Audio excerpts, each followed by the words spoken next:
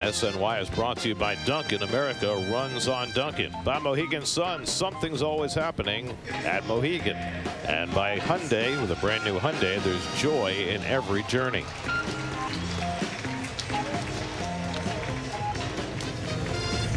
Twins going with their alternate home jerseys today, kind of a cream color. Met fans well represented here in Minneapolis. Weather's warmed up a tad. The wind is shifted. It's blowing out of the southeast today, more right toward left than left toward right, which it was the first two nights. Right around 50 degrees as we approach game time. Bright sunshine everywhere. Gorgeous day for a game in Minneapolis. About as good weather as you can expect in April in the Twin Cities. And North Jersey native David Festa will be facing this Honda starting lineup for the Mets. Mark Vientos just getting a day off today. Carlos Mendoza said, we're playing the long game. Let's make sure everybody gets rested. So Brett Baty gets to start at third. Hen Singer will be behind the plate facing the Seton Hall product, David Festa. All 6'6", 185 pounds, the 25-year-old. 13th round pick from Minnesota in 2021 June draft. This is his second start. His first start was a good one. He went 4 2/3, no decision, only gave up 1 run. That was against the Tigers. And the Twins defense brought to you by Queensboro. Ryan Jeffers got a couple hits last night behind the plate. Castro filling in for Correa, who's injured at shortstop. And of course the two Gold Glovers out there in Bader and Buxton. Both these teams a little banged up. You know, the Mets are playing short on the bench with Jose Siri injured but still active. Last night Carlos Correa left the Twins lineup with a wrist injury, and Matt Wallner left with a tight hamstring. They are both on the active roster. So is Christian Vasquez, who got hit on his throwing hand in the first game of the series. So Twins might be bereft on the bench today. And so we start the ball game with Francisco Lindor leading off against David Festa. First pitch of the day is outside for ball 1, and we're underway. You got a straight fastball, four-seamer, and a sinker, a good changeup and slider. Typical repertoire for pitchers. Likes to work very fast and throw strikes. Check swing foul, and it's 1-1. Lindor is 2 for 10 in the series, but he just picked up a hit from the last series. An error that had been charged to Max Muncy of the A's got changed to a Lindor hit in the Saturday game. And Francisco carves 1 foul, and it's 1-2. And Francisco has been off, has not had a good road trip. He's still searching for it. Another slow start, but not like the start he had last year, not even close. Festa working very quickly, and Lindor rolls over one to the right side. And Julian throws him out for the first out of the day. Festa's last year was a rookie year. He was 2-6 with a 4.90 earned run average. 13 starts, 1 relief appearance. One of those starts came against the Mets. He hooked up against Sean Manaea, pitched a good game but lost 2-0. So here's Juan Soto, who's homered in each of the first 2 games of this series. He pops 1 foul out of play. He seemed to be in a funk the first night here. It was a very cold night. I don't think that had anything to do with it. And just didn't look good at the plate. Has not had a good road trip at that point. But yesterday, boy, after that home run in the first game, he swung the bat with authority last night. Keith mentioned the fact that the Mets offense has been going in fits and starts. It's best described this way. Soto and Alonso between them have a 1026 OPS. The rest of the team 568. Need some help. And Soto bounces 1 foul. I mean, Soto has not hit his full stride yet, but he's been getting on base as usual, up among the league leaders in walks, and now has homered in each of the last 2 games. Vientos has been struggling. Lindor has been struggling. Winker has been struggling. Taylor has been struggling. Nemo's hitting just 200. Yep. Change up down from Festa, 1 ball 2 strikes. Festa grew up in Verona, New Jersey. 13th round pick by the Twins out of Seton Hall in 2021. Made his debut in June of last season. He is here because Pablo Lopez is on the injured list with a hamstring injury, but if he pitches as well as he did in his first start against the Tigers, he might stick around. Twins have been getting very good starting pitching. That hasn't been their issue. 1-2 to Soto, and a check swing, and he takes the changeup down. 2 balls, 2 strikes. They've been pitching Juan very carefully, even with the red hot Pete Alonso be hitting behind him. It's just respect for the hitter that he is. And a check swing. He went around, strike 3. So Festa gets him with a slider, and Soto's down on strikes for the second out. Good breaking ball down and in, couldn't hold up. You know, everybody talks about having Soto's protected with Pete last year, protected with Church. Still, they're going to pitch him tough. You can't take him for granted. He's one of the best hitters in the game. So here's Alonso, who's just having a rip-roaring start. 2 more extra base hits last night, a home run and a double. I said Church and I meant Judge. Excuse me. What am I thinking? There's a separation between church and state. Well, you know. I feel like I'm back in the Reformation. What are you, Martin Luther? Popped up right near home plate. Ryan Jeffers flings the mask and makes the catch, and David Festa has himself a 1-2-3 opening inning. We'll be sorting out tax-exempt status when we come back. Oh my gosh.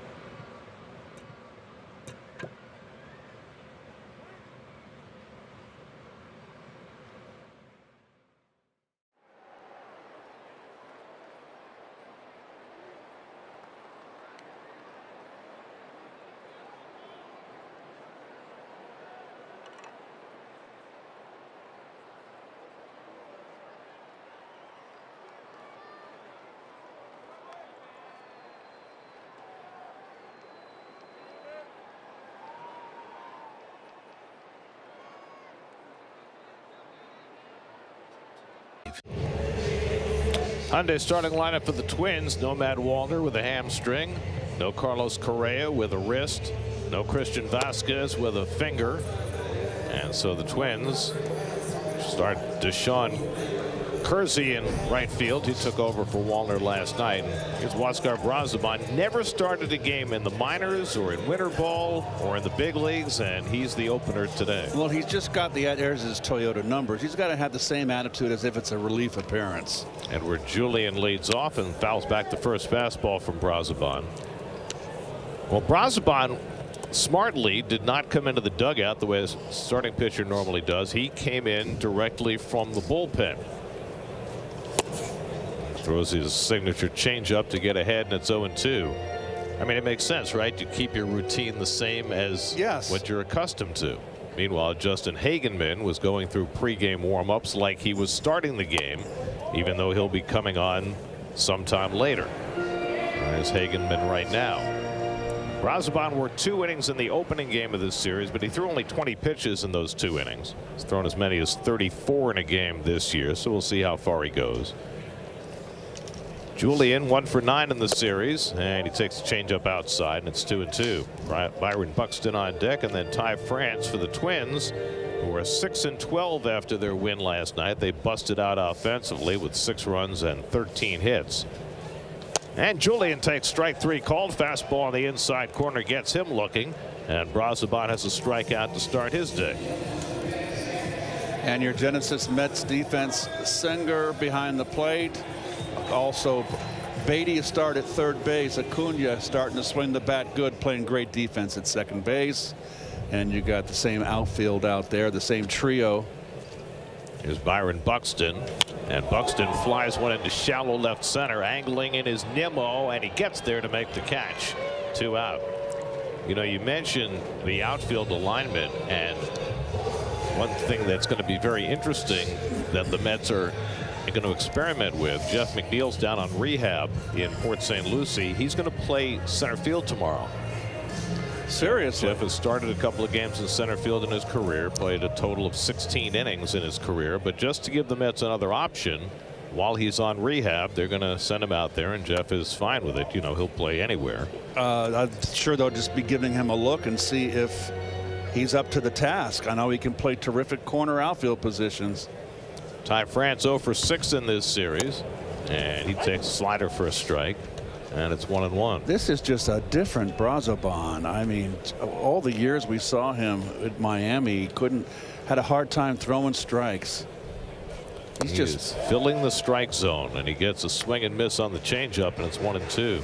So credit to Jeremy Hefner. I know I've said it once, and I'll say it again.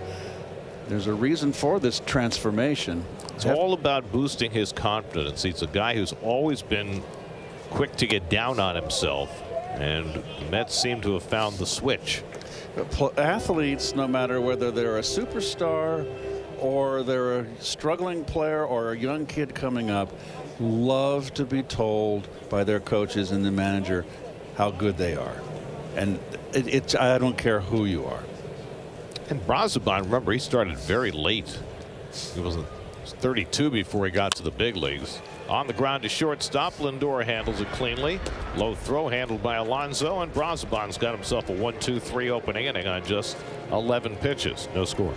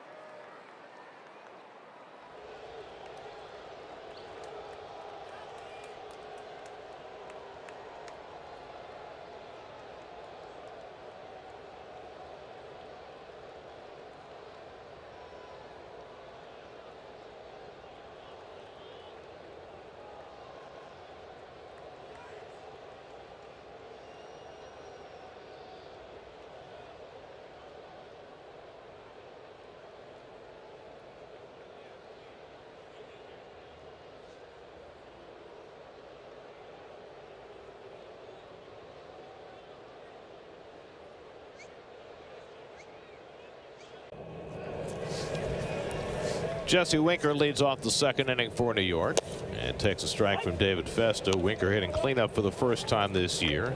Batted cleanup 5 times for the Mets last season. 0 for 5 in this series, at a sac fly yesterday, and he pulls one down the right field line. That's an extra base hit going back to the wall. Chased by Kersey as Winker scampers towards second, and he's in standing with the first hit in this game, a leadoff double. Second double of the year for Winker. They've been pitching Winker inside, and this is right down the pipe. They wanted to go away, and he covered it nicely.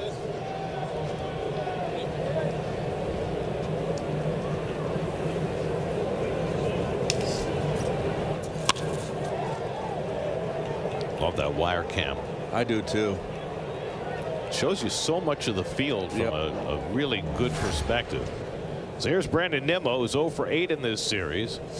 Had a great series in Sacramento, not so much here in Minneapolis, but he shoots one out to left, falling fast, and that drops for a base hit. Winker read it well. He's going to be waved home. The throw to the plate. Winker dives in, and he is out. Jeffers tags him out.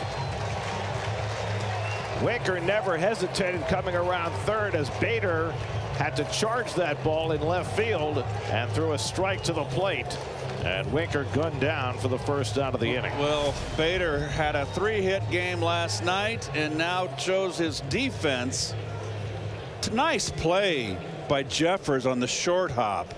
I think he missed the tag. He did, and Winker missed the plate, and then he went back and tagged him before Winker could get his finger back on. Nimmo took second on the throw to the plate, so he's in scoring position with 1 out. Here's Luisangel Acuna, moved up to the number 6 spot in the batting order.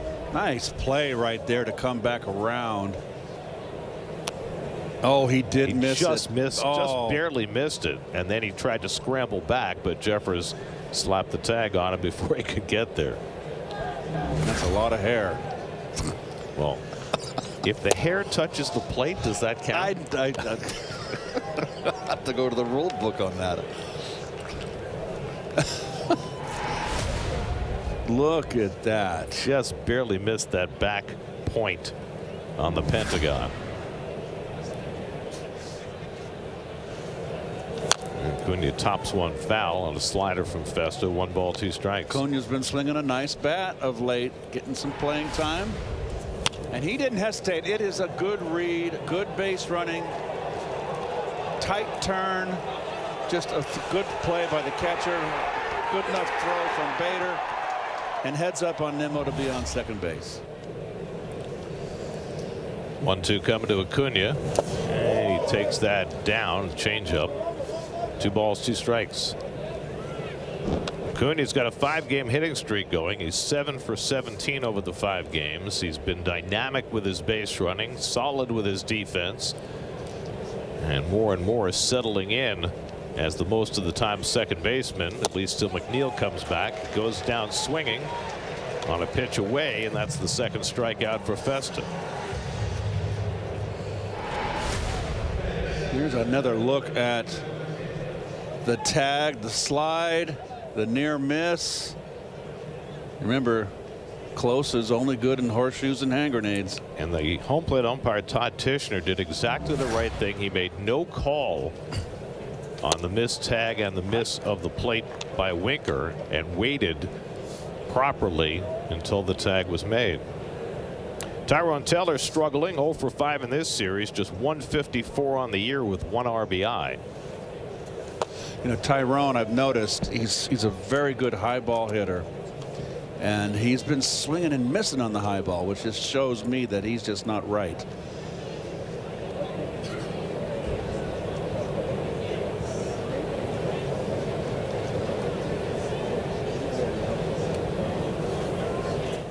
And Taylor swings and misses at a slider, and it's 1-2.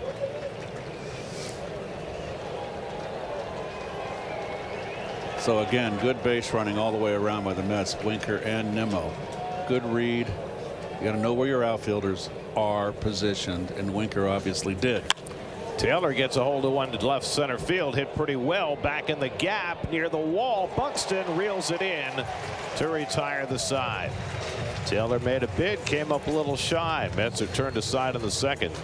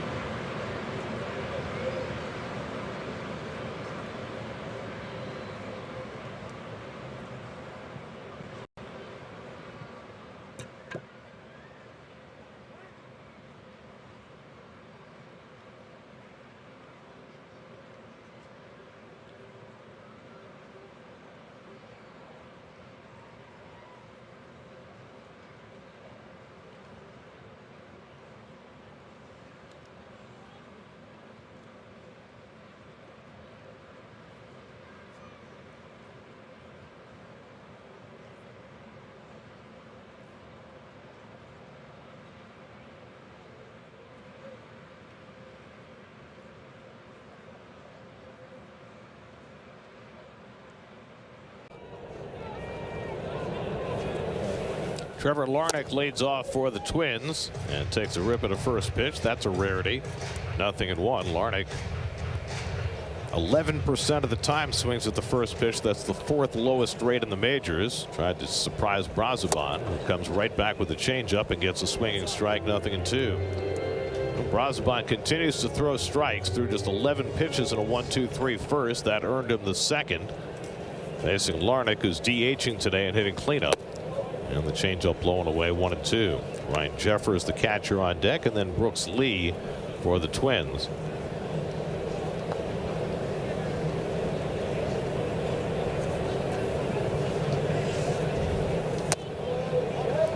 And Larnach takes a cutter down. 2 balls, 2 strikes. Oscar Brazoban's first ever major league start, opening, starting, or otherwise. Longest outing of his career. He went 3 2/3 innings and 61 pitches for the Marlins a couple of years ago.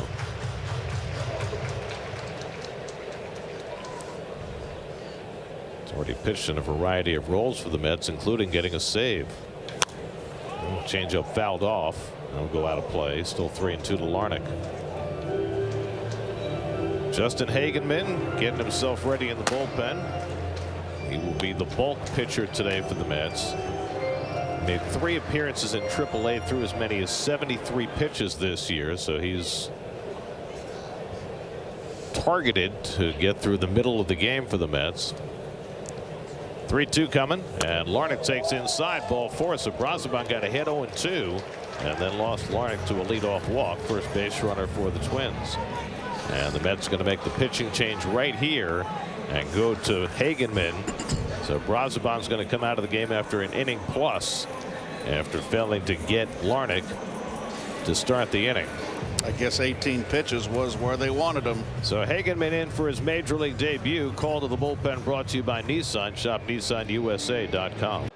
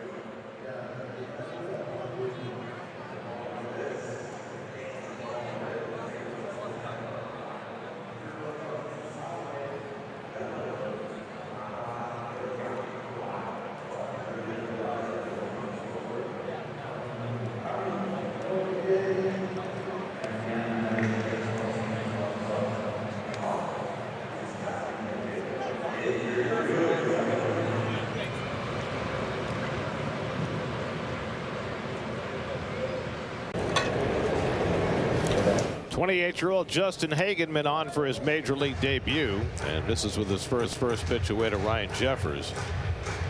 Justin grew up in South Jersey in Voorhees, went to Bishop Eustis High School and then on to Penn State. Drafted by the Dodgers in the 23rd round in 2018. And now after a long minor league apprenticeship finally gets a shot. His family is here. His dad Dan, his wife Lisa, his mother Lisa, and his fiance and his brother and his girlfriend. So they're well represented, the Hagenmans. 2 balls and a strike to Jeffers, who had a big night last night, 3 for 3 with a couple of doubles. 6 years in the minor leagues. with a 32-16 record with a 3.95 earned run average. Half swing, and Jeffers went around, and it's 2-2. The Mets signed Hageman to a major league contract, even though he had never pitched in the major leagues before. And liked what they saw when he was pitching AAA for the Red Sox last year, both as a starter and reliever. And he just missed down with a changeup. 3-2 to Jeffers with Brooks Lee on deck. The Dodgers traded Hageman to the Red Sox when they got Kike Hernandez back, and Red Sox moved him to the starting rotation in AAA late last year. And the Mets liked what that looked like and sent him down to AAA to be a starter this year. Hasn't fared particularly well in the minor leagues, but the Mets had a need today with Griffin Canning falling ill, which messed up their plans to go to a different sixth starter later in the week. And Jeffers chases a fastball for strike 3, and Justin Hageman is a strikeout, his first major league batter.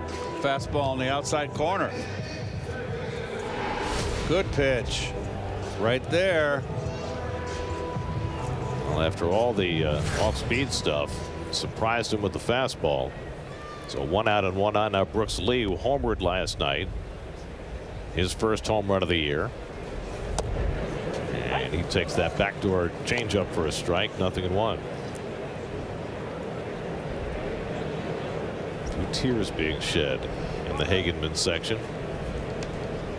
Larnach at first with 1 out. Fastball away, 1-1.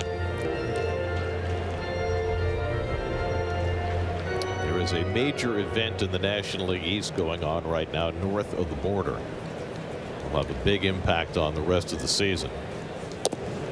Spencer Strider is making his season debut for the Braves, his first start in just over a year, coming back from elbow surgery. He's pitching against Toronto. No score there in the second inning. We'll see how far they run with him. I mean, his last start in the minors, as Lee gets under one to right field, Soto tracking it back to the warning track. They'll have room to make the catch. Lee just missed. 2 out. Back to first is Larnach. His last start on rehab, Strider struck out 13 in 5 1/3 innings. So I think he's ready. That's your Around the Majors presented by Heineken. Well, another one of those guys that how long can the elbow hold out? 100-mile-an-hour plus fastball and a high mid to low 90s slider, and he finally broke down. So we'll see how he recovers here. Here's Willie Castro playing shortstop with Correa out of the lineup, and he takes a slider for a strike. Well, that got the heart's pumping there. Stayed in the ballpark. Lee hit the home run the night before. Just missed there.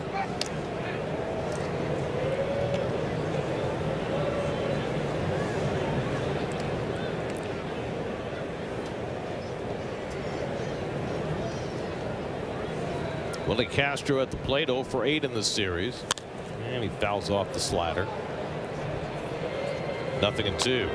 Castro, as is his wont, starting 3 games in this series at 3 different positions: second base, third base, and today's shortstop. Mentioned it last night. The only player in Major League history last year, 25 games at 5 different positions. And he came up and in with the fastball, and Hageman strikes out Castro to end the inning. So Hageman gets 3 in a row with a couple of strikeouts in his first big league inning. No score after.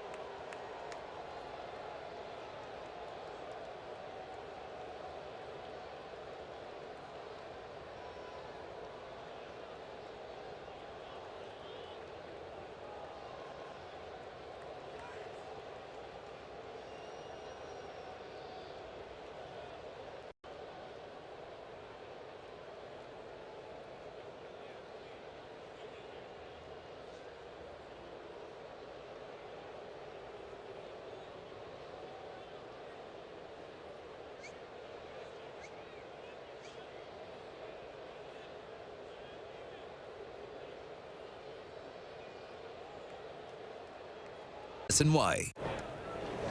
Now Justin Hagenman, one successful big league inning under his belt. Gets debriefed by his pitching coach.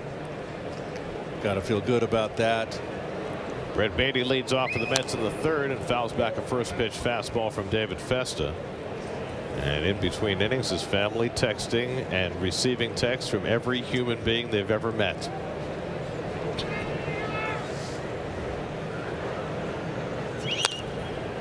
Nothing two to Baty, who's making his first appearance in this series, getting the start at third base today with Mark Vientos getting the day off.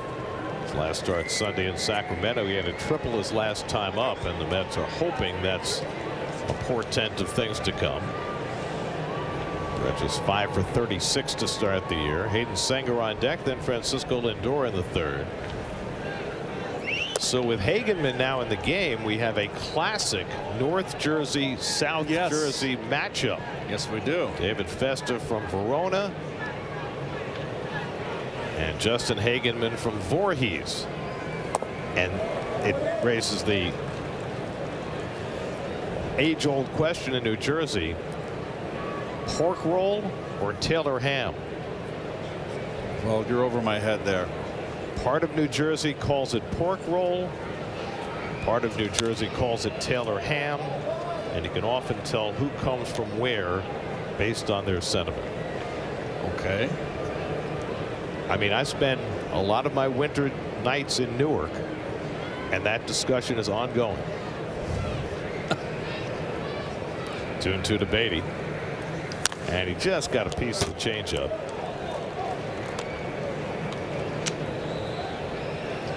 Well, there's your Home Depot getting it done. We mentioned the Twin starters have been pitching very well lately despite their poor record.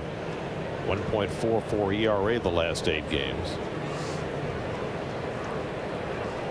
Festa making just his second start of the season. And Baty skies one to shallow left. And jogging in his Bader, who's been busy early in this game. 1 out. Well, there's David Festa pitching for the Seton Hall Pirates. Oh, circle change. Really is a great image of how you hold a circle change. Here's Hayden Senger making his 7th start. His last one was Saturday in West Sacramento. He went 1 for 2 and takes fastball low and away from Festa, ball 1.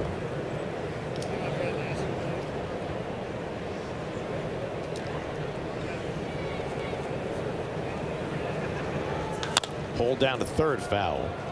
If you were with us last night, you heard that Francisco Alvarez in his rehab assignment in Double-A got hit on his injured left hand with a pitch. Good news is he caught an inning after that, and he's back in the lineup for Binghamton today. So he's feeling just fine despite getting struck. So Alvarez is on his way back, and in the meantime, Senger and Torrens have done a fabulous job. Senger's hit a lot better than the Mets expected. He's got 5 hits and 20 at bats. And takes a slider for a strike, and it's 2-2. And another big tall drink of water here. Watch the stride home. Good grief.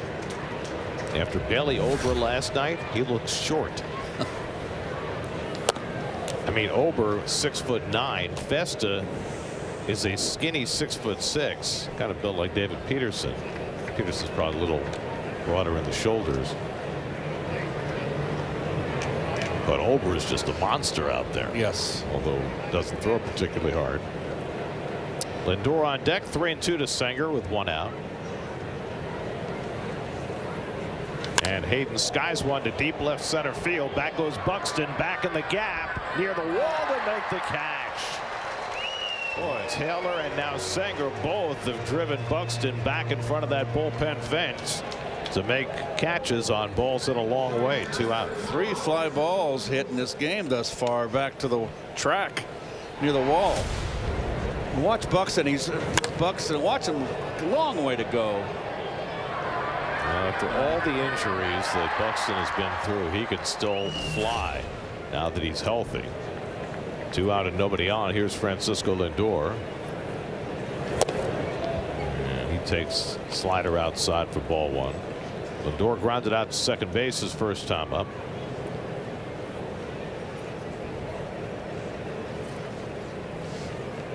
And he rips that one down the right field line. Foul.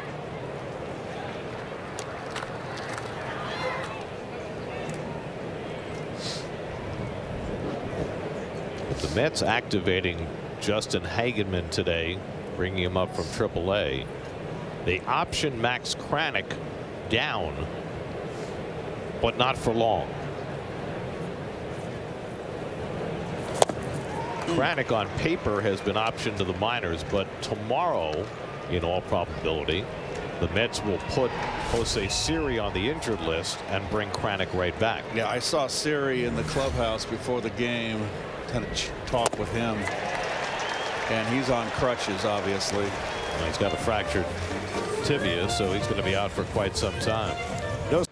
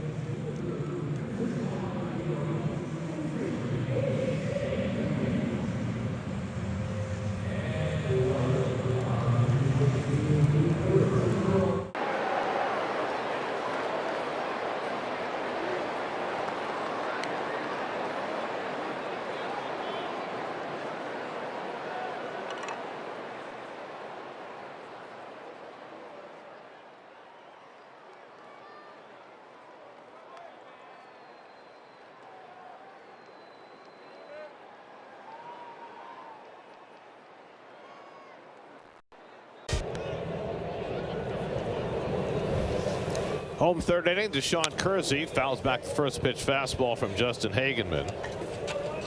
Kersey came on when Matt Wallner got hurt yesterday, went 1 for 3. Well, Hageman's coming in. He's unfazed, throwing strikes. Well, not that one, but well, that's one of the things that attracted the Mets to Hageman. The fact that he is a guy who does fill the zone. He throws 4 different pitches. Sinker, cutter, slider, and that good changeup you just saw. 1 ball, 2 strikes.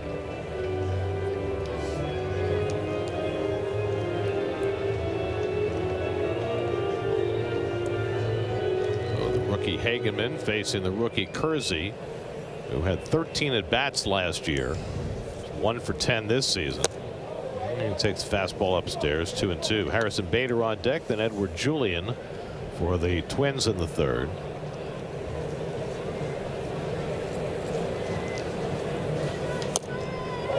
Changeup misses away and a full count to Kersey.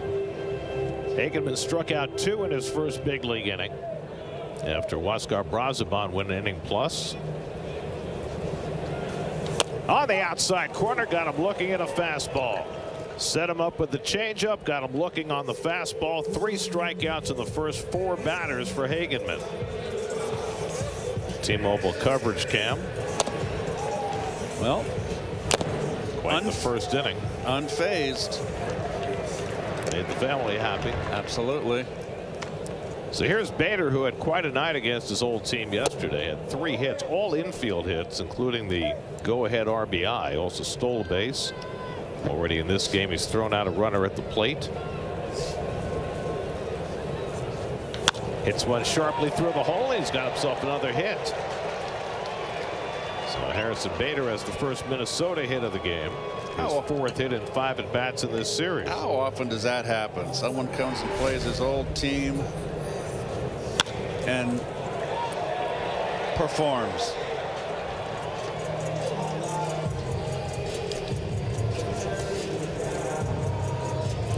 Got to keep an eye on Bader. You can steal a base. Stole one last night. Here's Edward Julian, who struck out against Brazoban, and he hits the breaking ball up the gap in right center field. Bader streaking for third. It's cut off in the gap by Taylor. His throw to second base. Lindor with the tag, too late. Oh boy! And Julian got in there. Lindor had vacated the bag to set up a throw to third base. If he had been standing on the bag, they might have gotten Julian out. Yeah, good call. Good by you, Guerra. There, you're absolutely right.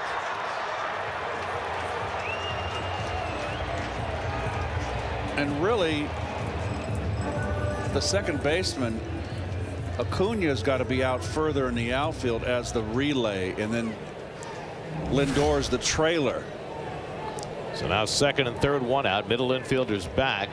Byron Buxton, the batter. The corners are in. And first pitch slider out of the strike zone for ball one. So Hagenman, after retiring his first 4 batters, gives up the single to Bader, the double to Julian, and he's got his first crisis to deal with. Scoreless game, 3rd inning. And Buxton fouls back a fastball, and it's 1-1. Buxton flied to left his first time up. He's 2 for 9 in this series.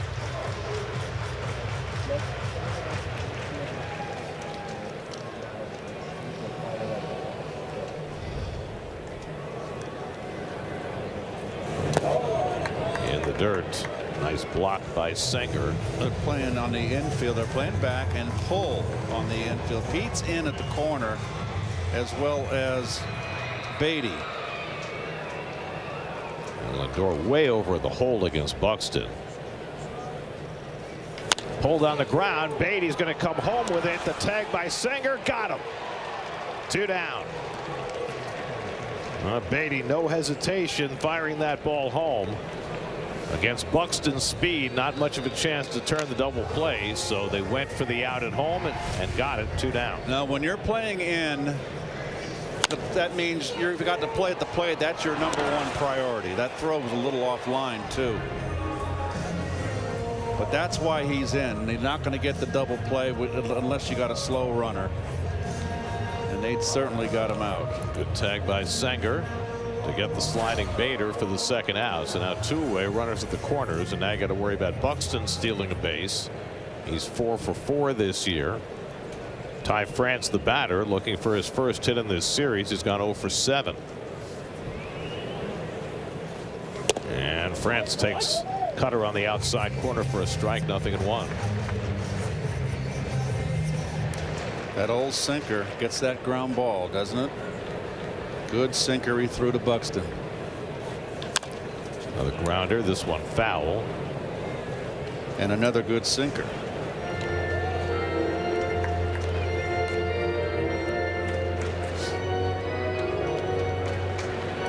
Nothing in 2 to France.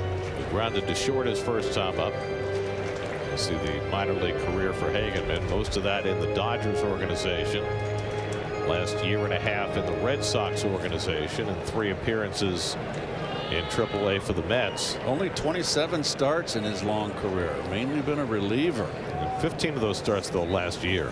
Taken high. The Red Sox converted him at midseason. And I talked to him in spring training about it. He said it went poorly at first, but once he got the hang of it and got stretched out, he really felt comfortable as a starter.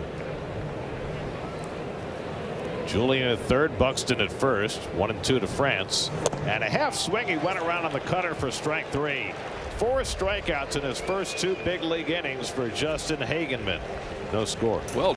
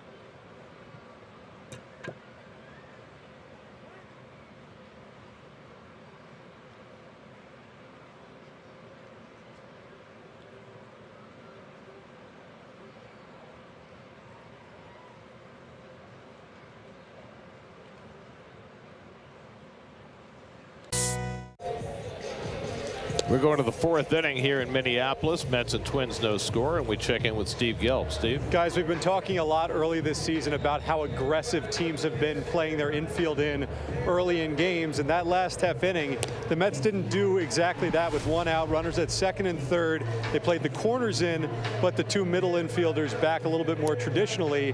And speaking to Carlos Mendoza, his thinking is that with runners on second and third, he does not want to risk giving up the 2 runs. However, if there had just been a runner at third base, the likelihood is that Carlos Mendoza would have played his infield in, trying to get that 1 out at home plate without risking giving up more than 1 run. But 2 runners on second and third, then most of the time he will err on keeping those middle infielders back. It makes perfect sense, Steve. And we had a conversation, you and I, before the first game with Jeremy Hefner about the infield positioning. And his philosophy is, okay, if you give up a base hit, it's 1 run. The runner's on first. He's not in scoring position. So it's not putting the pitcher in jeopardy. And it's early in the game. You're willing to concede the run, but you're going, you're not willing to concede the run. And honestly, what you're talking about is what really has been conventional strategy. That Soto hits one in the air to right center. This one will be easy for Buxton. It's always been the case that you don't want to play the infield in with second and third. You're more likely to play the infield in with just a runner at third base. But what we've seen from other teams in the last couple of years is more of a tendency to play the infield in even in the second and third situation. I agree, and I don't agree with that. I think it opens up the infield, and I agree with Mendy. It's 2 runs out there. I mean, it's different later in the game, obviously. Right. But in the middle of the game or early in the game, makes no sense to put yourself at risk like that. Well, I will say this, Keith, the reason we were talking to Jeremy Hefner about this, Alonso lines a base hit into center field, and so Pete stays hot. Yeah, you got it, Gary. That was a good call. Okay, you go ahead now, Steve. You do your job. So the reason why we were talking to Jeremy Hefner is that he was on Rocco Baldelli's staff in Minnesota back in 2019, and Baldelli was one of the first managers to really start to push a little more unconventionally, keeping that infield in at most times, if not all times. And I asked Baldelli about that today. He said, at its core, it's about really not wanting to ever give up a free run, and that he also thinks having this aggressive mentality in those situations, certain other situations, that it bleeds into everything with his players. He wants his players thinking all the time, put pressure on, be aggressive, so he keeps his infield in most of the time in ways and places that most before had not thought to do. Now let me ask you a question. We had that situation against the Marlins where they had first and third and 1 out and Alonso up, and they played the infield in. Did you ask him specifically about that? I didn't ask Baldelli specifically about that today, but the feeling again that I get when I did speak to him is that he understands you will concede certain runs at times that you would not have given up in the past playing more conventionally, but that over the course of 162 you will ultimately make more plays than you won't. That was what Baldelli said. Jesse Winker doubled down the right field line, later got thrown out at the plate by Harrison Bader, and he takes a strike from Festa, and it's 2-2. A lot of it revolves around another factor is what kind of an offense do you have? I mean, are you an offense like the Mets, even though they're not clicking, but your offense is clicking and you've got a powerhouse offense? I think even as a manager, you'd be more inclined to concede a run early in the ball game. Alonso at first and 1 out, 2-2 to Winker. And Jesse lays off the changeup, and it's 3-2. Brandon Nimmo waiting on deck.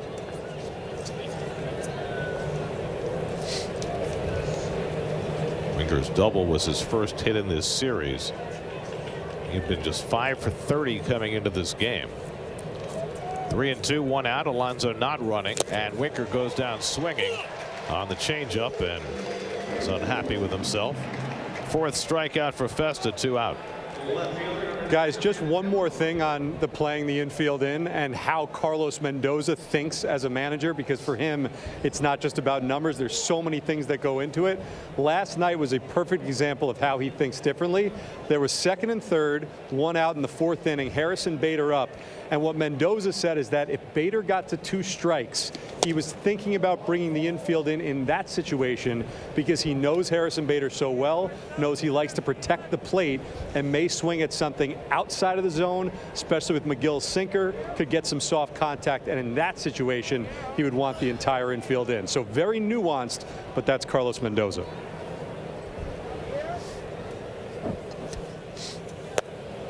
Two and out to Nimmo, who had a base hit to left field his first time up.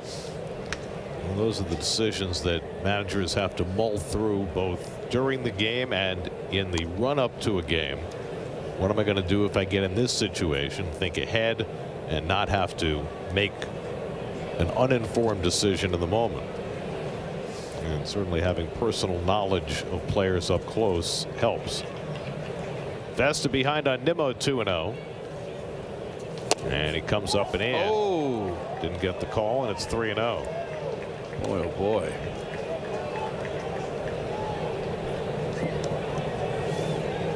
See if Nimmo's inclined to swing 3-0. We saw him do it a couple of times last year with good effect.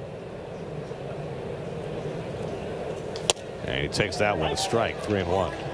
Vesta's got a good fastball. Looks like he got sneaky. We mentioned that big long stride home. His fastball's down a click or two today. And Nimmo fouls one straight down. His average fastball velocity this season has been 95.3. He's been more in the 93, 94 range today. But so far he's held the Mets at bay. He's given up 3 hits, no walks, 4 strikeouts. Now full count to Nimmo. France will play behind Alonso at first. He'll be running.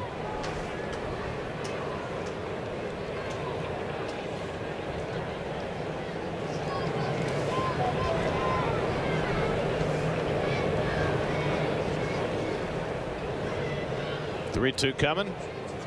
And he walked him. It goes to the backstop. Alonso takes a turn, but he'll hold there as Jeffers runs it down. So a walk to Nimmo, the first of the game for Festa. And the Mets have 2 aboard for Acuna. And the pitching coach, Pete Mackey, is going to go out for a conversation.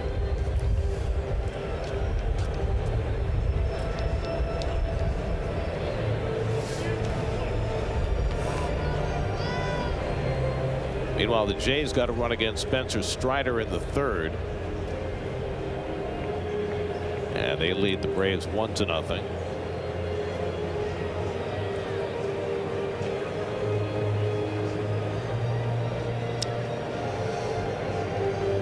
Long conversation. Here comes the umpire to break up that tea party.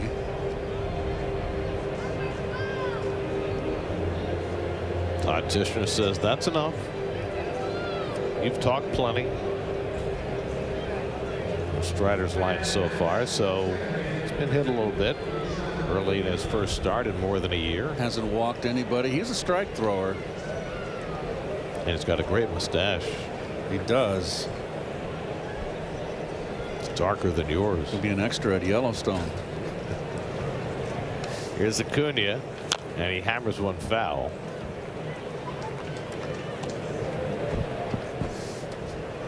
Acuna struck out his first time up.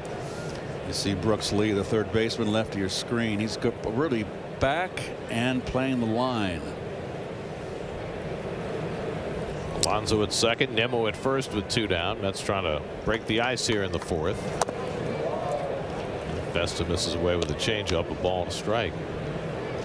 Acuna started the day with a .359 on base percentage. That'll play. He's been swinging the bat about as well as anybody in the lineup outside of Alonso and Soto. And Acuna pulling off that time on the slider. 1-2. Good slider. This is where you want to put it every time. And he couldn't reach it. Sometimes he gets a little big like that.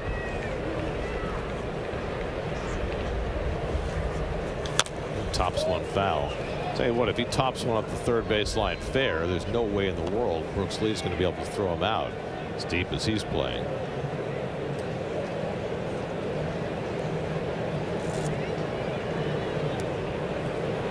Of course, he does have the force at third if that presents itself. 1 and 2 to Acuna with Taylor on deck. And Acuna just got a piece of that slider to stay in the at bat. He really does not cut down his swing with 2 strikes. Looking for his first hit with a runner in scoring position this year. He's 0 for 6. Alonso at second, Nemo at first.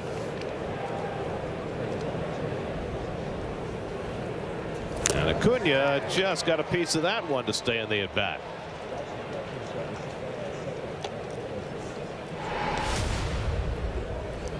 Oh, watch the deke there. Okay. Set up inside and then goes outside with the target, the catcher. That's the old tricks. Nothing new there. He's trying to keep that runner at second from giving away location. Correct. And if they feel a guy's peeking. Well, no need to peek if you have a good teammate at second base. Well, 8th pitch of the at bat coming from Festa to Acuna. And Luis Angel again just gets a piece of the slider.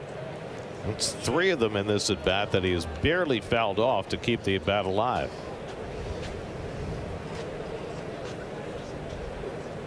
Acuna is 3 for 7 in this series, getting more and more playing time right now. In a hard-working inning for Festa. This will be his 25th pitch of the inning. 2 out, 2 on, 2 and 2 to Acuna.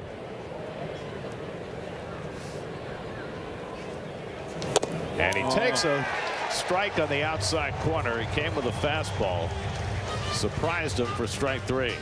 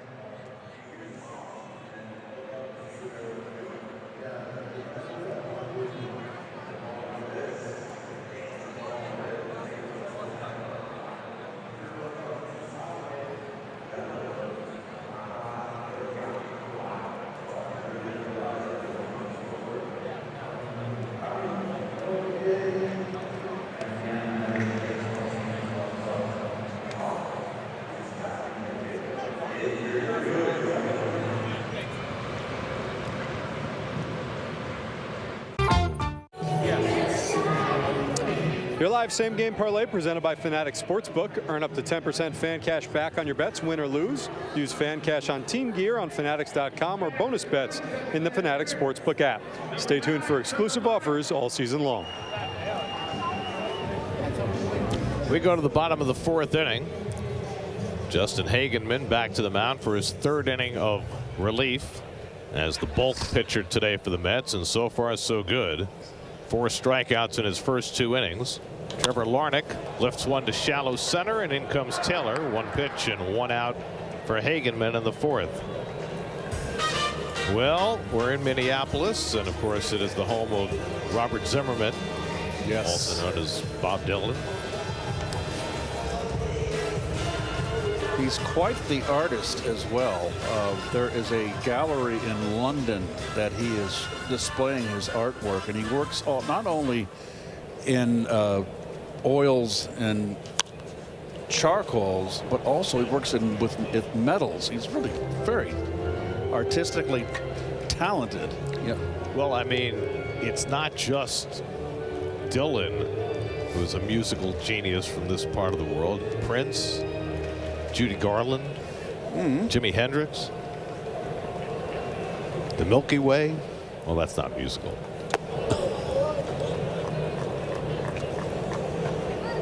One and one to Ryan Jeffers, who struck out his first time up after a 3-hit night last night. Jeffers has been playing with a sore thumb, but right now the Twins are all banged up. Their other catcher, Christian Vasquez, took a foul ball off his bare hand in the first game of this series, had to come out.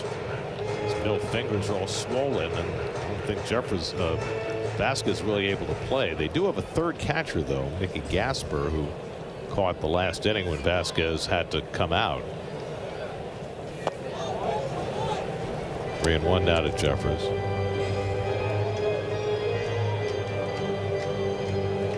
I'm mistaken about Hendricks. He's from Seattle.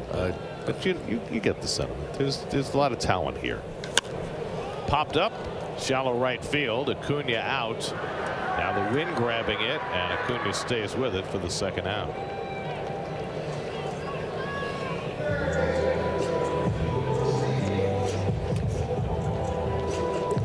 Most confusing purple rain with purple haze.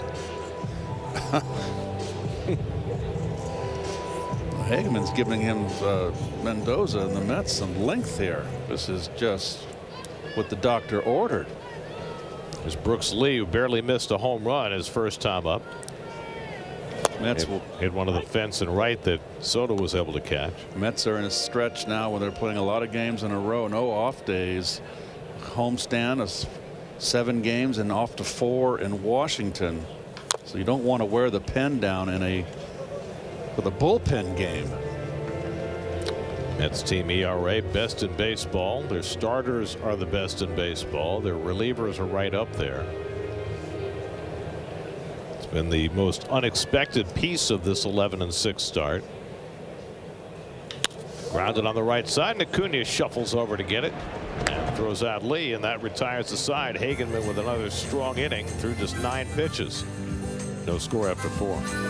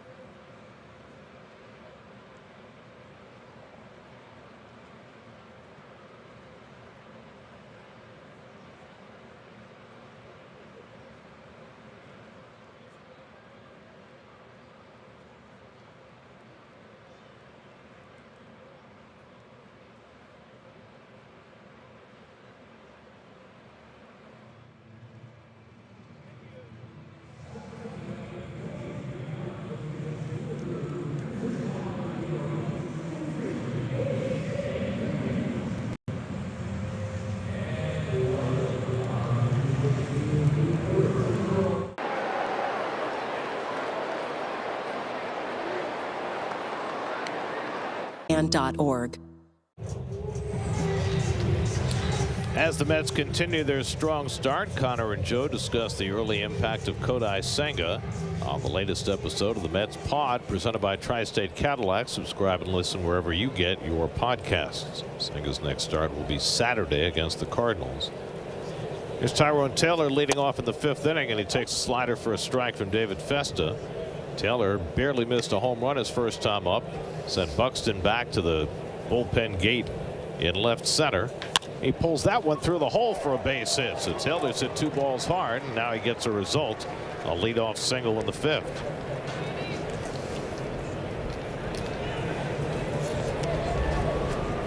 So the Mets have the leadoff man on for the 2nd time today.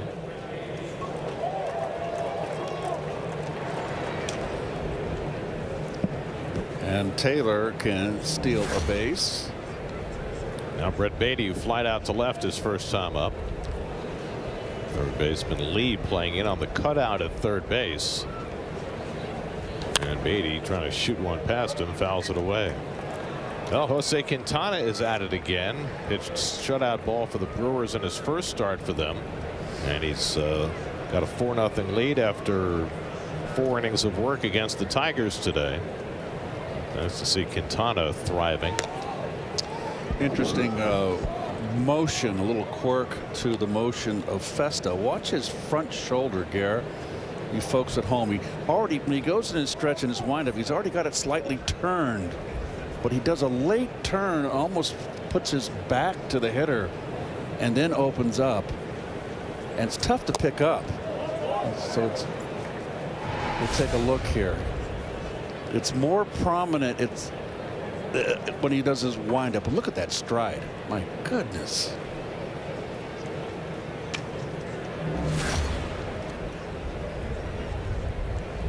Taylor lengthening his lead, and he's going. And Beatty lines one to center. Buxton will have to play it on a hop, base hit. Taylor was already at second base, and he'll stay right there. So Taylor running on the pitch. Beatty lines a single to center, and the Mets have the first 2 men on in the 5th.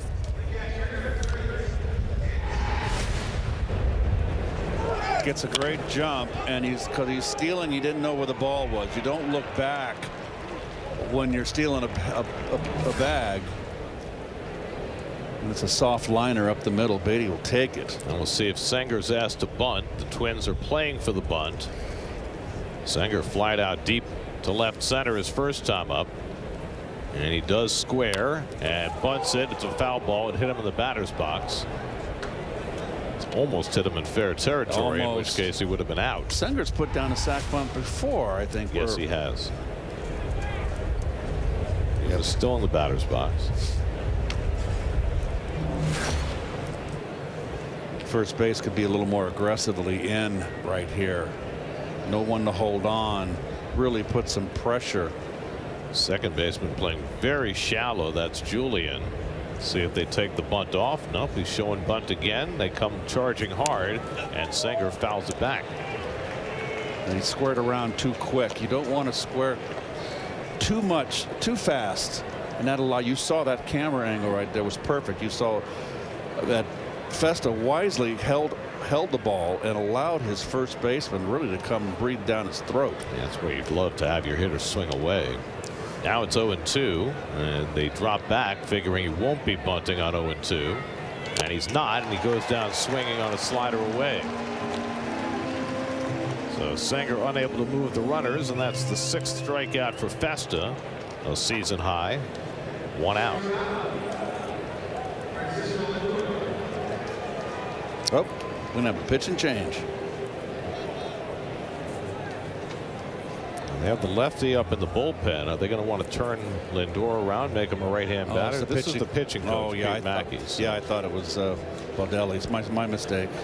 But why? Danny Coulomb is up in the bullpen.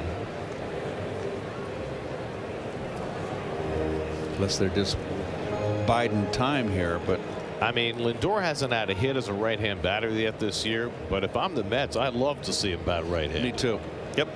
No doubt. So they're going to leave the right-hander in the game, have Lindor stay from the left side, where he's struggling right now. Today he's grounded out and struck out 0 for 2. Just 5 for 25 on this road trip. And then you have the lefty ready for Soto, who's on deck.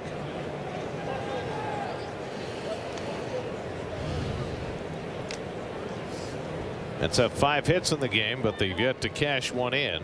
First and second, 1 out for Lindor. Playing Lindor pull on the infield. And a check swing foul. Did it hit him in the hand or the bat? They say it hit the hand, and he's going to go to first base, but first he's got to shake it off. He got stung. And the Mets will have the bases loaded, and now the concern is for Lindor.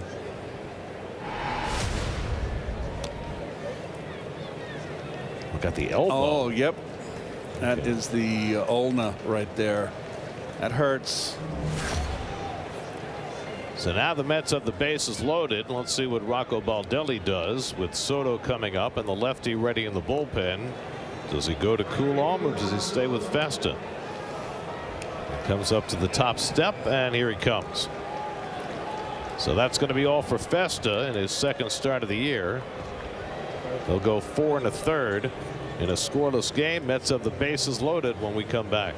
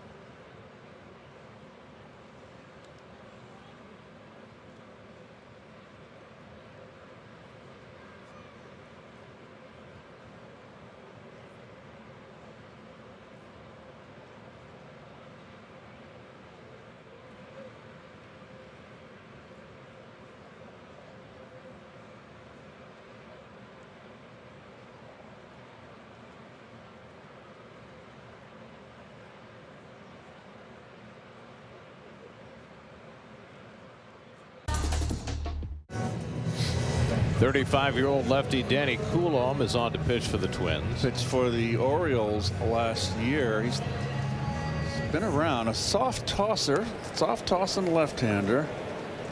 Soto's faced him before. He's 1 for 2 against Coulombe. He bats with the bases loaded and 1 out. The infield most of the way in for Minnesota.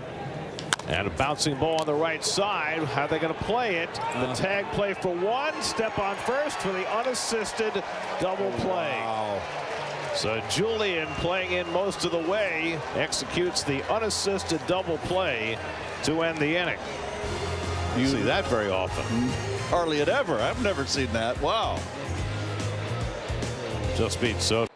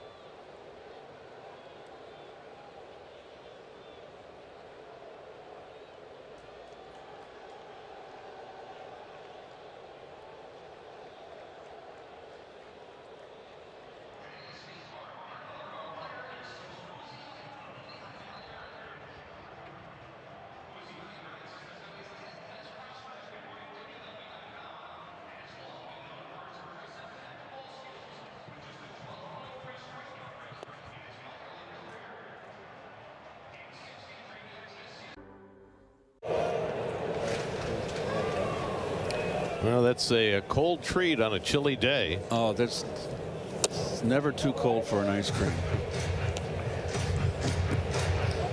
She seems to be enjoying it just fine. I'd love one myself. Really? Yes. Willie Castro leading off in the home fifth against Justin Hagenman, who's thrown 3 scoreless innings in relief, striking out 4. Now facing the lower third of the order, Castro, Kersey, and Bader. 1-2 to Castro, who's looking for his first hit in the series. He's gone 0 for 9. So Hagenman struck out 4 in his first 2 innings in his major league debut. Last Met to do that, Zach Wheeler back in 2013 in Atlanta. Seb Buteau gets up in the Mets bullpen. Hagenman's thrown as many as 73 pitches in a minor league game this year. Castro drills one into right center for a base hit. Taylor gets over quickly and cuts it off. Castro's going to try the throw to second base. Lindor the tag, not in time. Boy, just beat it. 2 close plays at second base. Taylor thought he was going to get him, but Castro turned on the afterburners and stretched that into a double. Boy, I thought that, well, he was playing him in the opposite field. That plays in front of Castro. Very aggressive base run. New York is challenging the safe call at second base. Mets are challenging the call at second base. Let's see. I'd like to see that again. Yeah, I don't know. Let's see. The Mets got one overturned yesterday on a caught stealing. Nice tag by Lindor. Looks like he had the hand in there, though. Mets are 5 for 5 in challenges this year, so you can't bet against them. This is the shot. This is the angle. Oh, boy, Garrett. Well, that'd be tough to overturn. Mark Carlson and Mark Wegner are the crew chiefs in the replay center. We'll see what they think. I think it was a tie base myself. That's what we said last night on the stolen base that they overturned. Yep. Harrison Friedland's on a roll. It's 5 for 5 challenging. Does the hand get to the bag before the tag? He's out. Hard to tell. Fingers are up in the air, but when did the heel of the hand hit the base? Doris says to Castro, what do you think? I don't know. What do you think? Castro and Lindor were teammates in spring training in Cleveland. Castro never played in a big league game for the Cleveland franchise. The call on the field stands. The runner's safe. New York loses their challenge. You and I are 0 for 2, Gare. The first challenge that the Mets have not been successful on this year. All right, a close game like this in the middle of the ball game, it's imperative that you at minimum advance the runner. Mets are playing for the bunt, and Kersey bunts it foul. So both teams going for the sacrifice at the bottom of the batting order. Mets tried it with Sanger. That didn't work out.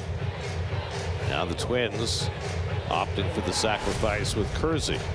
Oh, here's a good spot. Here's. Yeah, he's safe. Oh, he's safe. He got there. That's the right call. Kersey's set to swing, and he takes a fastball high. Oh, boy. 1-1. Pete was way in. I've been there before.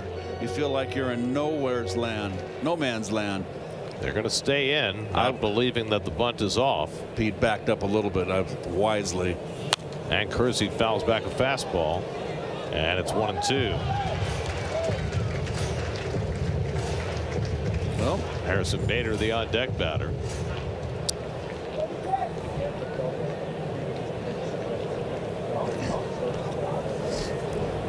One-two coming, and Kersey with a defensive cut fouls it away. jeez. Well, out of the box, hustling all the way, and that's his call. It's his decision, and he smelled too right from the get-go. So Castro at second with nobody out. 1-2 to Kersey, and he comes up and in. 2-2. Justin Hagenman, 28 years old, out of Penn State, Voorhees, New Jersey, Bishop Eustace Prep, making his big league debut.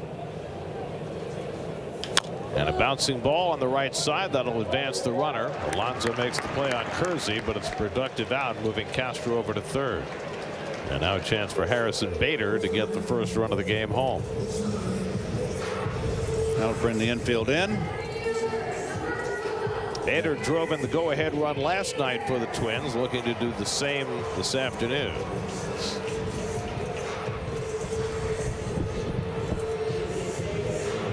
Carlos Mendoza is going to make a pitching change. He's going to go to Jose Butto. A successful big league debut for Justin Hagenman as he goes 3 1/3. Right now, no runs against his ledger. No score as we play in the 5th. We'll be right back to Minneapolis.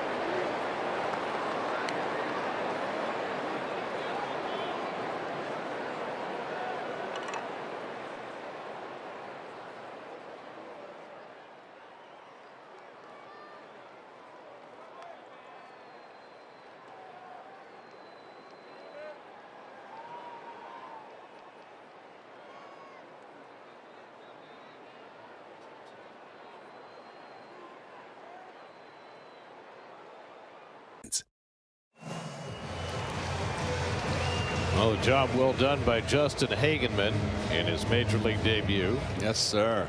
He leaves after 3 1/3 and leaves it in the hands of Jose Butto, facing Harrison Bader with the go-ahead run at third, the infield in. And Bader swings and misses at the first slider from Butto. 0-1. Bader singled to left his first time up, 4 hits in his last 5 at bats. Butto has plenty of rests. Last pitch Saturday in Oakland, worked 2 innings, gave up a run. Good stop by Senger. A ball and a strike.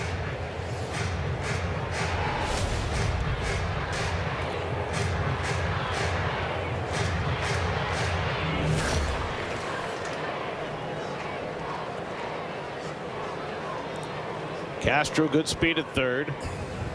1-1 to Bader. And Harrison hits one through the hole, a base hit, and the Twins have the lead. So Bader, who drove in the go-ahead run last night, does the same, hits it past the drawn in infield. He's now 5 for 6 in the series, and the Twins have a 1-0 lead. Hanging slider right there. 3 straight breaking balls to Bader, and this one hung.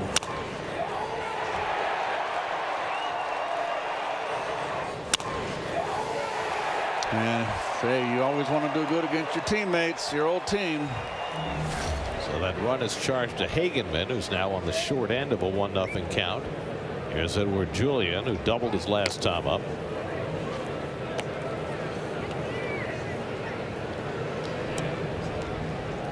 It has felt as though Butto has been a little too reliant on his slider early this season. He felt as though teams were getting a little too conscious of his changeup, and so he's mixed in more sliders, but most people feel his changeup is a better pitch. Don't forget his fastball. That's a third option, or a second option. There's the changeup, and misses away, a ball and a strike. It's the changeup that got Butto to the big leagues. The hitters adjust. See how high the whiff rate was on that changeup last year. Bader has a stolen base in this series, not running, and it's hit sharply. Acuna with a nice stop, gets to his feet and gets the out at first. Acuna continues to shine defensively. That ball took off, and Acuna stayed with it. Boy, he's got a good glove, got good hands. Just really nice play. That's first and third right there. So now Bader at second with 2 out after another fine play by Acuna. And now Byron Buxton, who's flied out and hit into a fielder's choice, 0 for 2. 1-0 Minnesota. They've gotten a run home here in the third. Willie Castro just beating a play at second base for a leadoff double, and he's brought around to score the first run of the game. Both teams are now in their bullpens. Louis Varland is the next man up in the Twins pen. Yeah, he's a hard thrower. After Danny Coulomb got the double play from Soto to finish off the top of the 5th. Ball and a strike to Buxton, who's 2 for 10 in this series.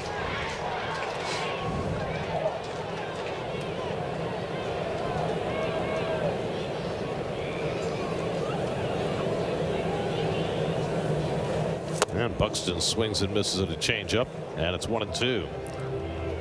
Well, it's still 1-0 Blue Jays over the Braves after 5, so it looks like Strider's doing well in his first start. He's allowed a run on 4 hits over 5 innings.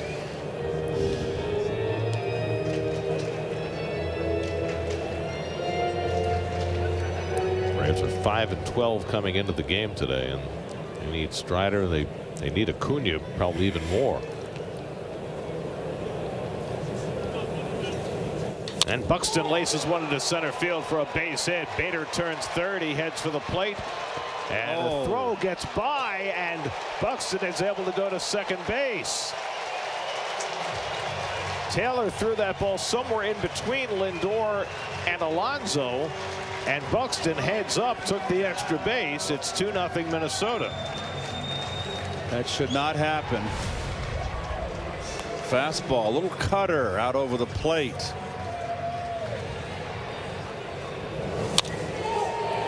Taylor playing fairly deep. You're not going to throw out. Oh boy, no one's at second base. Someone's got to get there. Where is Acuna? Where in the heck is Acuna?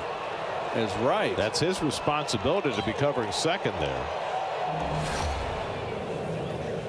Now France takes outside. That could be huge. It's another runner in scoring position.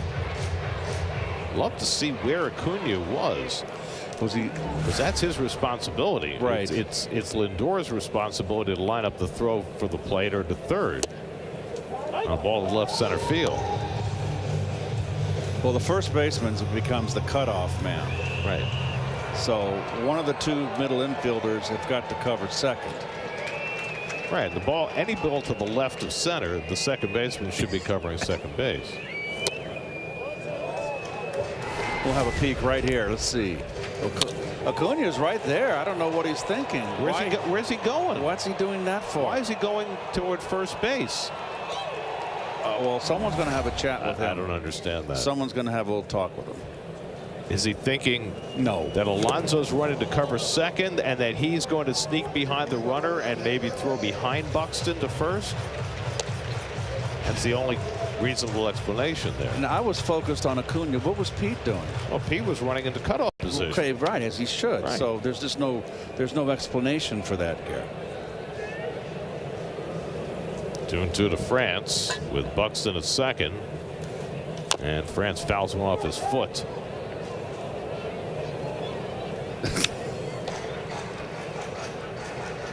But that's heads up base running by Buxton. Yeah, he's a fast runner and he's a good base runner.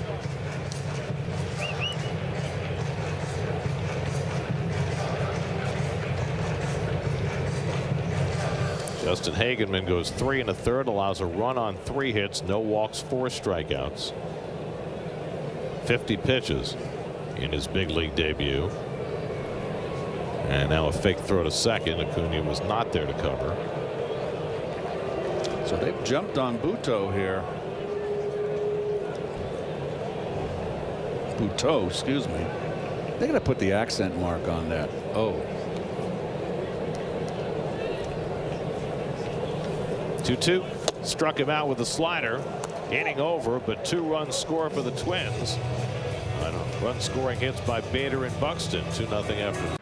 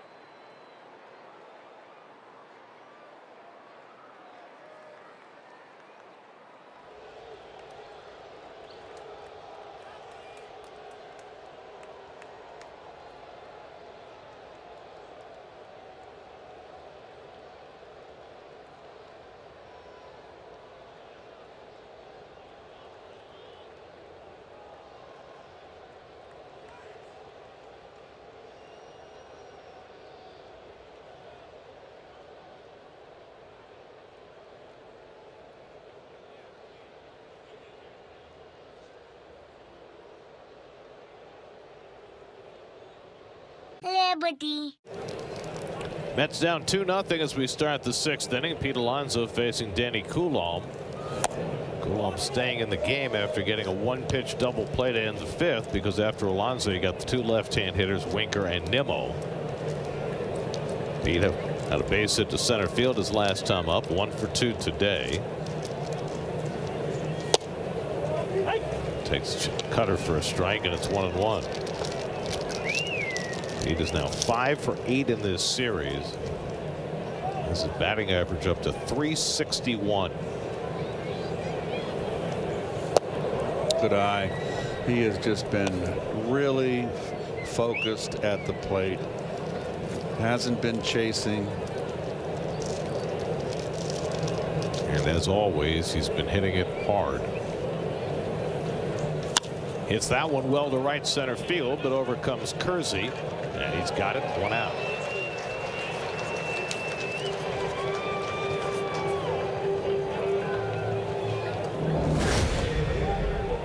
That's your Allstate good hands play. Harrison Bader gunning down Jesse Winker. So Bader has done it with the bat in this series and with the arm. So now Winker, who doubled in the 2nd, setting up that play at the plate, and he takes a strike. Winker then struck out in the 4th. Getting the at bat here against the left-hander. Nimmo on deck.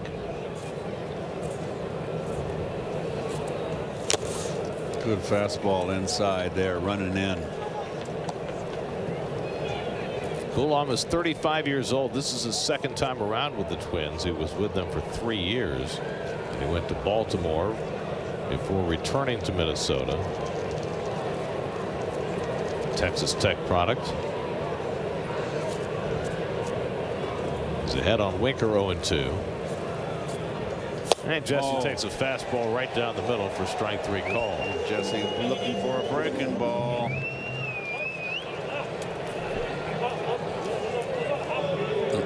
I didn't think it was a strike. That was right down the middle.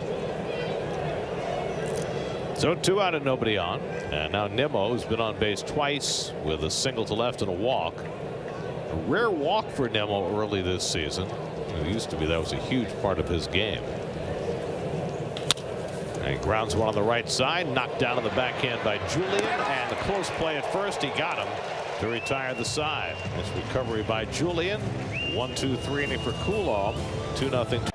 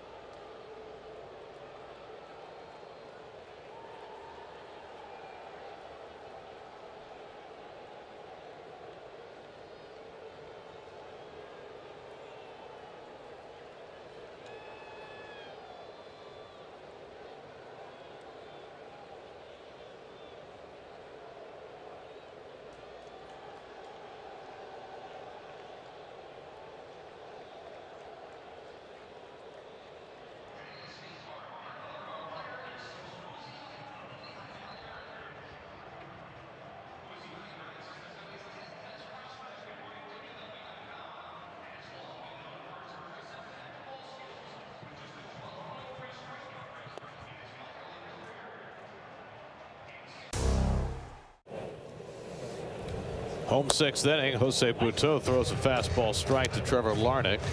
Larnach has walked and flied out 0 for 1 today. Jeffers and Lee to follow after Butto gave up a couple of hits and a run in the 5th inning behind Justin Hagenman, who was charged with a run and 3 hits over 3 1/3 in his big league debut.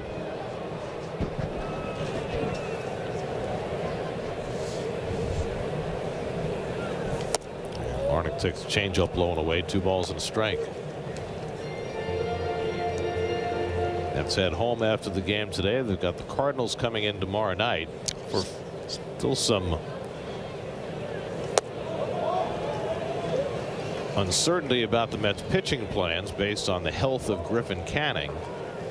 If Canning is feeling well enough, he could start tomorrow night, or if not, he could go Friday night. Mets are pretty confident that he'll pitch one of those 2 games, and David Peterson would pitch the other. Mets will face Andre Pallante tomorrow night. Pallante coming off 7 scoreless innings against the Phillies his last time out. The Phillies have not been scoring. 3-2 lifted on the left side. Retreating is Lindor. He puts it away to retire Larnach, 1 out. There are the Cardinal pitchers. Pallante goes tomorrow night. Miles Michaelis, Matthew Liberatore, and then Sonny Gray, who's been terrific so far. Your City probables going for St. Louis in that 4-game series. For more, let's check in with Steve. Well, Gary, those starting pitchers have been really good lately since April 8th. 1.07 ERA for the starting pitchers for the Cardinals, a 143 batting average against. So that's been a bright spot in what's been an otherwise middling season so far. The Cardinals 8-9 coming into today. Another bright spot, though, has been the play of Brendan Donovan, who is on fire. He has another hit today, a 12-game hitting streak, which is the longest active streak in the major leagues. Came into today with a 382 batting average, which was the top batting average in the National League. And he's a pretty versatile guy. He's probably going to have to play some shortstop now with Mason Wynn hitting the IL over the weekend with a back issue. Inside at Jeffers 3-0. Well, the other bright spot for the Cardinals is that Nolan Arenado appears rejuvenated. Arenado, in fact, today's his 34th birthday. You know, there's been so much talk about the Cardinals trading him and him turning down trades. He was supposedly in line to be traded to Houston as Jeffers takes ball 4. And he turned that trade down. But Arenado off to a great start. He's got a 908 OPS, a 311 batting average. And the Cardinals are averaging 5.3 runs per game, so they're hitting. If they get their pitching in line, they'll be in pretty good shape. And they're hitting against some pretty good pitchers as well. Their last 4 wins have come against Paul Skeens, Aaron Nola, Zach Wheeler, and Framber Valdez. Yep. Not quite as fortunate against Hunter Brown last night, who shut him out for 6 innings, but they do lead the Astros 4-1 today in the 6th. And that's Steven Matz starting for the Cards today. He had been working out of the bullpen. Matz inserted as the 6th starter to give the rest of that rotation some rest, and Matz pitching well today. 5 straight out of the strike zone for Butto as he faces Brooks Lee and finally gets one over. 1-1. Cardinals are also without their catcher Ivan Herrera, who hit 3 home runs in a game earlier this year and then hurt his knee, and he's going to be out for the long term. So Pedro Pajes has been their primary catcher. There's a good changeup by Butto, and it's 1-2.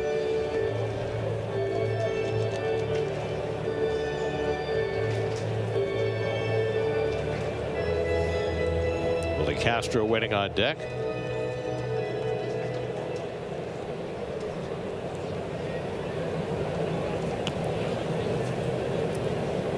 One-two coming to Lee, and he rolls one down to first. Alonso will have to take the out there as Jeffers moves up to second. 2 out. Wasn't it sunny when this game began? It was very. It's kind of clouding up, but they don't look like threatening clouds. No, I was just thinking it might feel a little warmer if the sun were out. Temperature's up to 56 degrees. Thanks for the hand warmers. Anytime I can help you out, you know, as we get older, Keith, our blood thins. Is that what it is? Yes, trust me. Is that like a scientific fact, or is that like something your mom told you? It's an old wives' tale. Yeah, what you're saying? Exactly. I mean, I've always been cold since I was a little kid, so I'm not a good gauge of that. But you grew up in cold weather. I did. I still live in cold weather. San Francisco, I was on the coast, and you know, October was always, they called it the Indian summer, and I don't think you're allowed to say that anymore. well, I said it, and it was better weather in football season than it is in baseball season. The summers are windy, cold, and damp, and we lived on the ocean. That fog would roll in. Boy, we'd take BP with Dad. I mean, you had to make sure you got the barrel on the ball on the barrel. If you got jammed or off the end, oh, terrible. Maybe you should have wore batting gloves. I think it helped me, to be honest You with you. think? Because it made me focus more on BP. You know, with the cold weather. There was no gloves back in those days.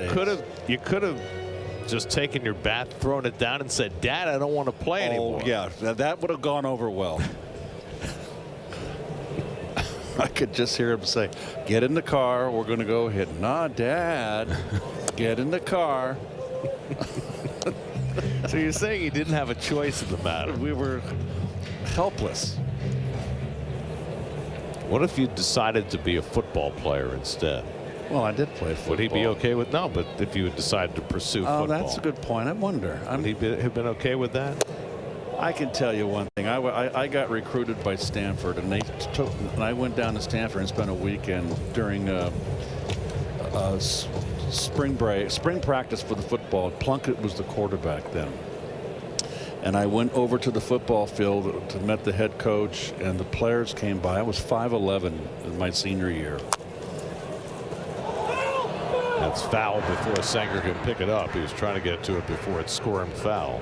The guys that came up and shook my hand, the football players, they were huge. And I said, this right then, I'm not playing football. I'm not playing football. I'm playing baseball. How about basketball? You were a pretty Yeah, good basketball player. I wouldn't have been able to compete on a high level. And I was good, but not on a major college level. No way. Okay, so it seems like you chose well. I did. I mean, even though you were not a first-round draft pick. I would have been if I didn't have the issue with my coach. You were drafted in a round that doesn't even exist anymore. That's true. Yep. I had a heck of a Joe DiMaggio summer league, though. Boy, I killed it. I was the ace of the staff, too. Really? Oh, yeah, I was a strikeout king. They ever put the gun on you? No. 3-2 to Castro. And he pulls one down at Nice. first. Nice sprawling stop by Alonso. And the throw to Buto. Not in time. The runner trying to score. And coming in, standing up is Jeffers to steal a run. I tell you what, the Twins have been hustling. Mets already used their challenge. They don't have one available. So if the call was wrong at first base, the Mets have no recourse. It's 3-0 Minnesota. Oh, let's see. I thought, was he out? I thought he was out. Nice play by Pete. Oh, Yeah, he's out. He was out. He was out by a mile, but the Mets don't have a challenge because they used one on the play at second base. Now, Buto, you're taught this, and Ron, I know, is watching at home. You cannot look at the umpire and assume on the call. When there's a runner on second base, you got to catch that ball and look home. Buto didn't do it.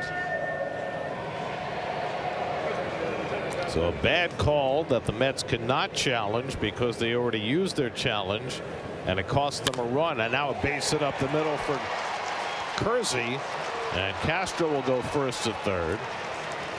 So it's coming apart for the Mets here in the 6th inning.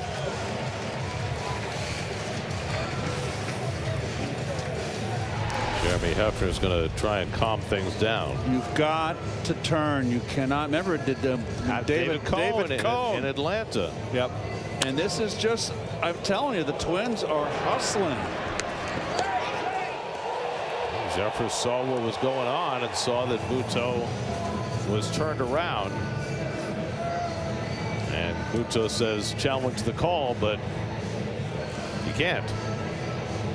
Boy, Harry Clearly out, but Hunter Wendelstedt was right there. He blew the call. What can we do? And also, let me tell you something that Kersey hustled down the. I'm sorry, not Kersey. Castro hustled down the line to make that play close. So this has been a pretty scrappy group today for effort from the Twins. So now Butteau trying to keep this game from getting completely away. Already down 3-0. And now Harrison Bader, who's been a huge thorn in the side of his old team in this series. He's hustling. They came to play today. This team has been struggling. Well, it's the second hustle play by Castro. He beat out that double that the Mets challenged in the 5th inning. A close enough play that they spent their challenge and they couldn't overturn this call in the 6th inning. Now you got Bader up there again to do put some more pain into the Mets, his former teammates. Danny Young's starting to get loose. Bader 2 for 2 today, 5 for 6 in the series, and takes a slider for a strike. 1-2. It all started with a walk to Jeffers. He moved up on a ground out and scored on an infield hit from second base. Bader takes strike 3 call. Fastball got him looking. Inning over, second strikeout for Butteau, but it's now 3-0.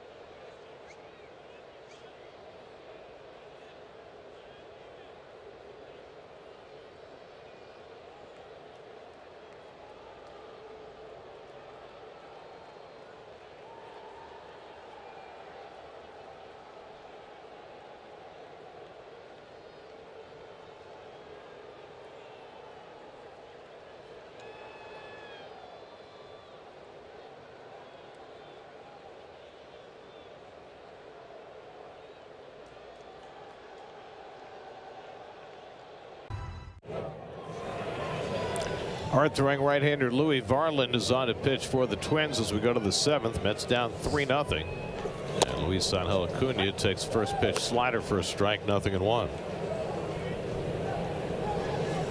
Varland, the younger of the 2 pitching Varland brothers. His brother Gus, right now in the minor leagues with the White Sox.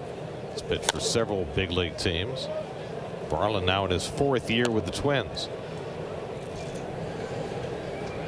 So the Mets have not played very good baseball today, and the Twins have played a pretty good game thus far. And Acuna tries to hold the swing. He went around on the curveball in the dirt, and he has struck out for the 3rd time today.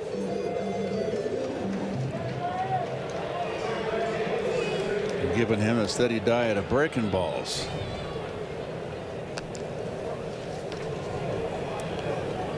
So 1 out now. Tyrone Taylor has hit the ball hard twice today. Flied out to the wall in left center, then singled hard to left. He shoots that one off Hunter Wendelstedt, and he goes down. Oh my. Did it get him in the head? I think it did. Got him right in the back of the head.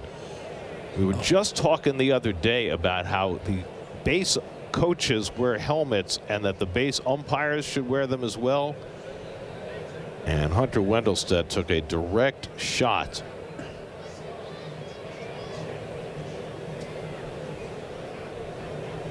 And the Twins athletic trainer out there.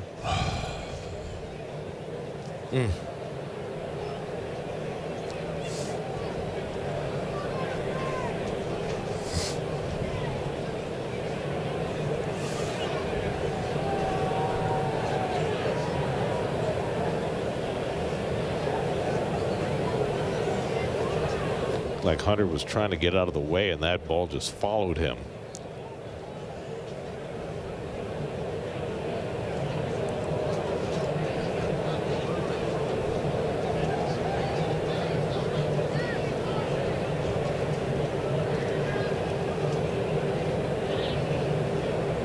He hasn't moved. So I'm moving his leg a little bit.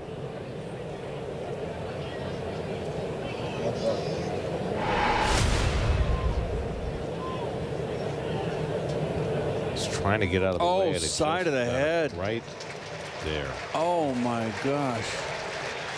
Well, he's up on his feet and walking. And obviously he's going to come out of the game. Oh my word. Well, it's nice to see Hunter walking off. But that was a very hard shot off the bat of Tyrone Taylor that got him right in the side of the head. And it struck him square on. Square on. Taylor reacting. I mean, he's. It's like, ooh. Oh. It's the last thing you want. So we'll go with 3 umpires for the rest of the game. Wow.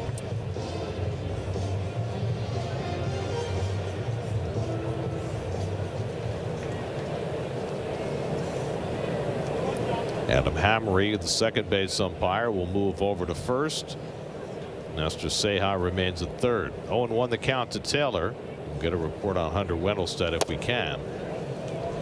Hunter misses outside from Varland, a ball and a strike. It certainly casts a pall over things. It does. Taylor takes a rip, comes up empty on the slider, and it's 1-2. Brett Baty, the on deck batter, 1 out and nobody on. We're in the top of the 7th. Mets down 3-0. Taylor tops one foul.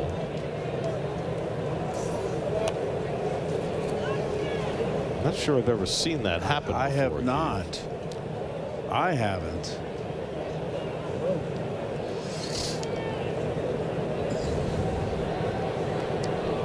Seen umpires hit by throws, but not that way by a batted ball.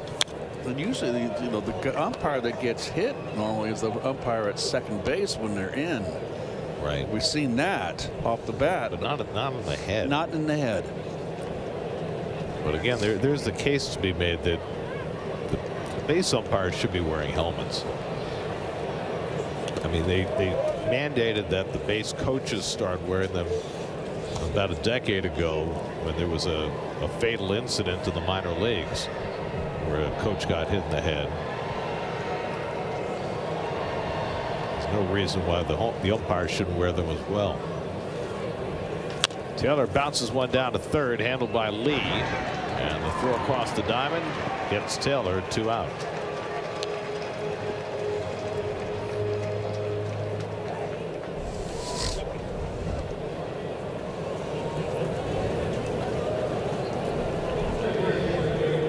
So 2 out and nobody on. Now Brett Baty, who singled to center his last time up.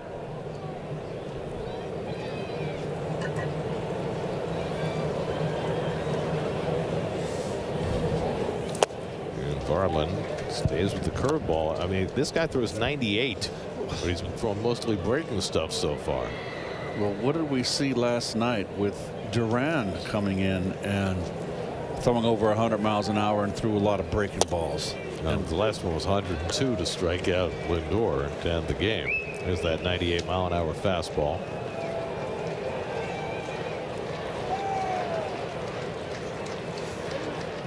It's about a couple of scoring chances today. Winker was thrown out at the plate trying to score on Nimmo's hit in the second. They had the bases loaded in the fifth, but Soto grounded into a double play. And now Beatty has his second hit of the day. And a 100-mile-an-hour fastball the other way for a 2-out single. And Hayden Senger is being called back. That's a very short bench, but they do have Mark Vientos to pinch hit. And it's going to be Luis Torrens. Right down the pipe fastball and went right with it up. Chose the other way, and that's got to feel good for Beatty. He's 2 for 3 today, and it's been a struggle for him. So Torrens will bat for Senger. Torrens caught last night, had a double in 4 trips. Mets have just 3 men on the bench because Jose Siri is still on the active roster. He'll be placed on the injured list tomorrow. Fanatics Sportsbook presents streaming of SNY now on the MLB app. Scan the code to download the MLB app today. Your new streaming home for SNY. Using Torrens because he's shy on his bench. Exactly. Garrett. If he had an extra man, then Right. he could use Marte or Vientos to pinch hit and then bring Torrens in. Precisely, but doesn't want to burn 2 players. So Beatty at first with 2 out. And Torrens takes curveball outside for ball 1.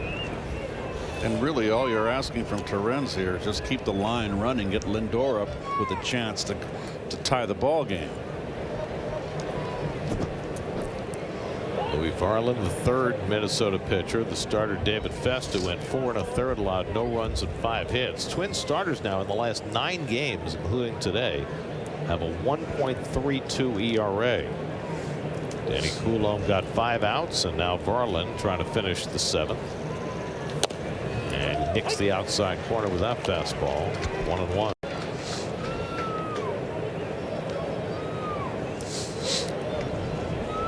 Louis Varland, who grew up just across the river in St. Paul.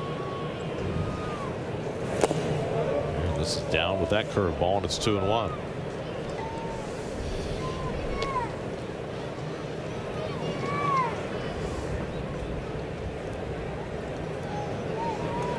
Torrens batting for Senger, who flied out and struck out in his 2 at-bats today. And that's up and away. And now Varland behind on Torrens, 3-1. Well, Torrens could find his way on. Lindor would come up as the tying run. It's got that in the 9th inning last night, but didn't get the payoff. And it's on the outside corner again. It's twice he spotted that fastball on the outer edge. So now it's 3-2 to Torrens, and Beatty will be in motion. And that is Torrens' strength out there, that middle away. France continues to hold the runner at first, keeping that right side hole open. Beatty will be running, and Torrens hits it on the right side, but Julian's right there to grab it, and that retires the side. A hit and 1 left. Stretch time in Minneapolis. Mets down 3-0.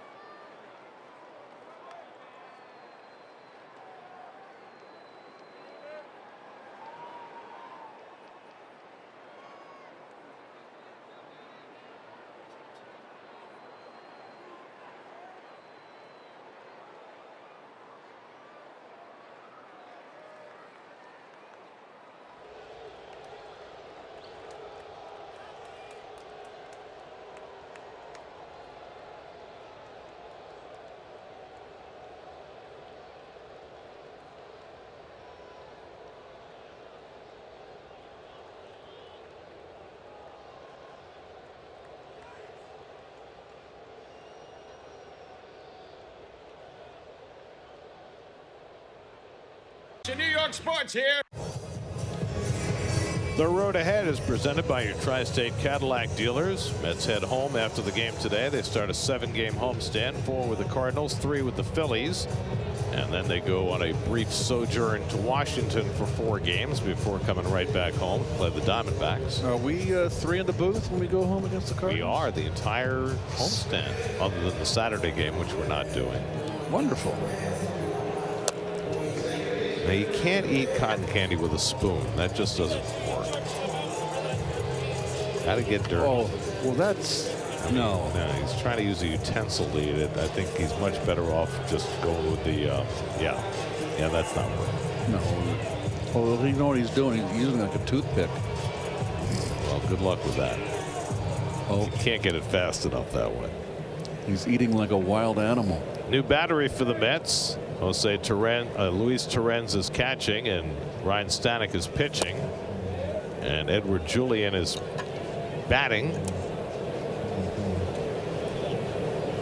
Stanek working for the 2nd time in this series, pitched the 9th inning in the Mets' 5-1 win on Monday. 23 pitches. He is a hard thrower. I think that he's the hardest thrower in the staff. His fastball is electric. Julien has a double in 3 trips today. He fouls away the fastball, 2-1. Rough outing for Jose Butto. Gave up 2 runs and 4 hits over an inning and 2/3. But probably the most egregious thing he did was argue a call at first base while Ryan Jeffers was scoring from second base.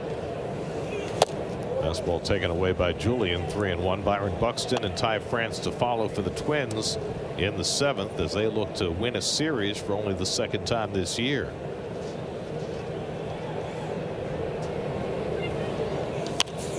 Julien pops one foul. Stanek throwing a lot of fastballs in this first at bat. That's went with the opener today. Huascar Brazoban pitched a 1-2-3 first, walked the first batter in the 2nd, and then exited in favor of Justin Hagenman, who pitched very well in his big league debut. Gave up a run and 3 hits over 3 1/3, but right now is pitcher of record on the short side. 3-2, and Julien fouls off another fastball. This one at 99 from Stanek. Yeah, he can bring it. He's got a great arm.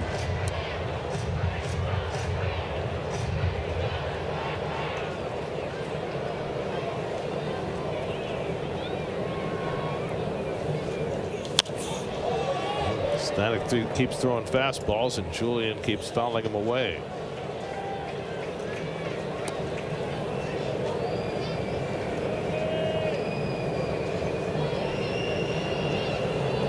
Eighth pitch of the at bat coming from Stanek.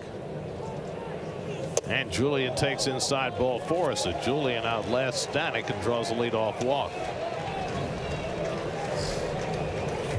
It's a good battle right there.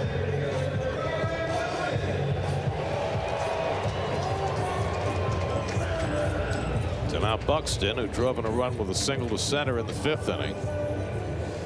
Griffin Jacks, who worked an effective 8th inning yesterday, getting ready in the Minnesota bullpen. There's a good slider.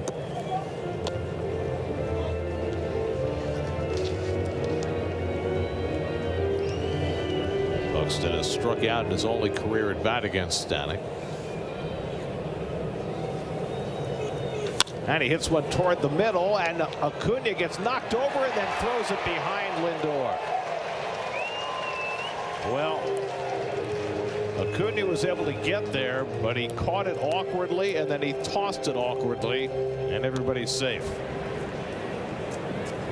He really makes a nice play. He's got good hands, and it's just a tough play. You want to make sure.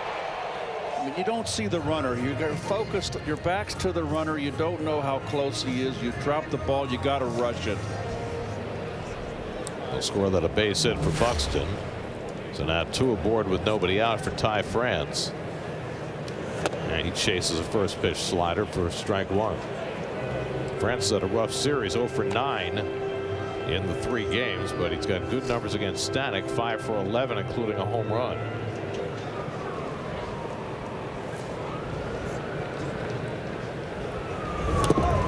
Stanek gets him to chase another slider, and it's 0-2.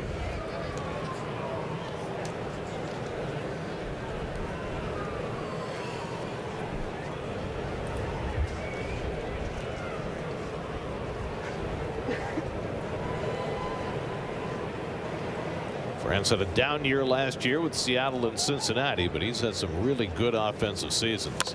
He throws his bat at the ball and it goes foul. That was weird. It was like something out of the days of Tim Foley back in the 70s. Good call, Gary. I forgot about old Tim Foley. Tim Foley, when they'd pitch out, he'd throw his bat at the ball, and most of the times he'd get a hit. Tim Foley was a Met. He was. He was as scrappy as they came, Tim Foley. Very temperamental. Good player, good shortstop. I remember him more with the Pirates and the Expos. 0-2 to France, and he swings and misses at that, I believe. Yes, strike 3. So France is out on strikes, and that's the first out of the inning. Just not caught by Torrens, but with a runner at first base and less than 2 out, the hitter can't advance. So now here's Trevor Larnach, who was walked, flied out, and popped up 0 for 2. And Larnach goes after a first pitch slider, 0-1, and Stanek's starting to find that slider. Stanek has really found himself. He's not overthrowing. He has got wicked stuff. Hasn't even mixed in the splitter yet. Fly ball, shallow center. Tyrone Taylor started back, now coming on to make the catch. Scrambling to get back to second base is Julian, and he gets back in time. So Taylor with a nice running play for the second out. Well, Taylor can cover a lot of ground. It's going to be a tough play for a runner with the outfielder coming in that shallow. Can't be going back and forth. He got back. So now 2 out and 2 on. Here's Jeffers, who stole a run while Buteau's back was turned in the 6th inning. He chops one foul up the third base side, 0-1. Very interesting how the first batter in this inning, Julian, just threw all gas at him. And then after that, he's mixed in breaking ball with his fastball and really been sharp. That to be a scouting report thing on Julian. Yep, exactly, Gary. But you know, we showed the stat a couple of times in this series how effective the Twins generally are against breaking balls, right, and how ineffective they generally are against fastballs.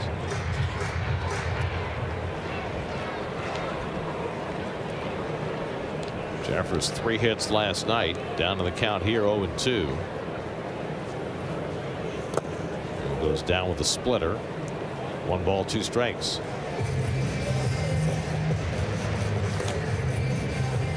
With Hunter Wendelstedt forced to leave the game after getting hit in the head by a line drive, 3 umpires. So in this situation, no third base umpire. Right, and the umpire has to be in on the grass, second base umpire, because he's got to be able to make a call at third base if that comes up. Well, they always play the second base umpire on the infield with a runner at first, but he's even closer than normal because of what you say, because he needs to make a call at third base. And aren't they normally over on the right side of the infield? He's on the left side because he's got to be able to make a call at third if it comes up. 2-2 to Jeffers, and he pops one up, shallow right center. Angling in is Soto, and Juan puts it away to retire the side. So Stanek gets himself in and out of a jam. We'll go to the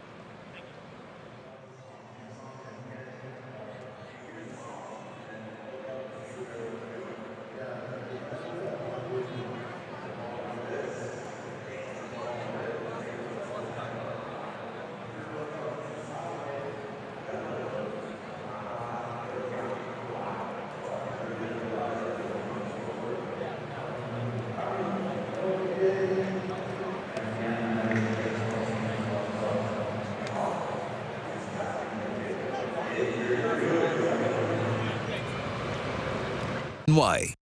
Hey, it's Gary Apple and Jerry Blevins. Infinity Postgame Live on the way. Little things, Jerry, hurting the Mets today. Yeah, not getting it done with bases loaded. A double play there, and then a weird play at first there where he covered and didn't quite get the call, and then a guy beat him home. Yep, we'll look at all that coming up on the postgame show. We'll see if a comeback is in the offing. Gary.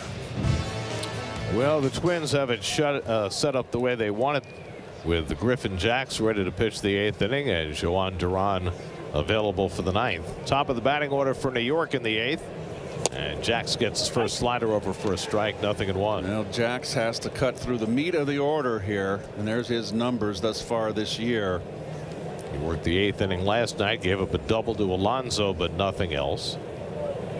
And Lindor takes changeup low and in, ball and a strike. Lindor was hit on the elbow by a pitch his last time up.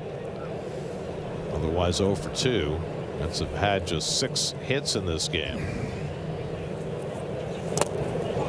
And another changeup misses down, so he's throwing him a slider and 2 changeups. This is a guy who throws 98 miles an hour. It's been the pattern with this this pitching bullpen. I mean, they got hard throwers that love their secondary stuff. Soto and Alonso to follow, and Lindor takes a sweeper for a strike, and it's 2-2. Well, this is what Duran did to Lindor last night. Set him up with all this stuff, then struck him out on a 102-mile-an-hour fastball. Up in the strike zone. See if Jacks tries to do the same thing against Lindor. After 4 straight secondary pitches, he tries the fastball. Well, actually, it was a changeup, and it was fouled off. 92-mile-an-hour changeup from Jacks. The first product of the Air Force Academy ever to make it to the big leagues. I guess Paul Skeens would be the second, although he left Air Force to go to LSU. That's line into right center field, a base hit for Lindor. So he threw him 5 straight secondary pitches. Finally got the base hit on the slider. And it's just hanging right there down the middle. Good balance by Lindor. He's been struggling, but he's just been a little tardy. So the Mets get the leadoff man on in the 8th, and now Soto, who took a call 3rd strike against Jacks last night, and he takes a changeup for a strike to start this at bat. Soto came up with the bases loaded and 1 out in the 5th. They brought in the lefty Coulomb to face him, and on the first pitch he rolled into a 4 unassisted double play. Not your garden variety double play. He checks the swing on a high fastball, and he held it in time, 1-1. There's no third base umpire to appeal to. That's true. Lindor is short lead at first. It's down by 3 runs in the 8th. Alonso on deck. And Soto takes a borderline fastball for a strike, and it's 1-2. First fastball that Jacks has thrown on his 9th pitch. Go figure. Soto trying to get aboard to get Alonso to the plate as the tying run. Down in the count, 1-2. And Jacks strikes him out with a changeup. 1 man down. A good one. There you see this, the sink perfect location. Got him out in front. So 1 out and 1 on, and now Pete, who had a base hit to center in the 4th. He's 1 for 3 on the day, and he swings and misses at the first pitch changeup, 0-1.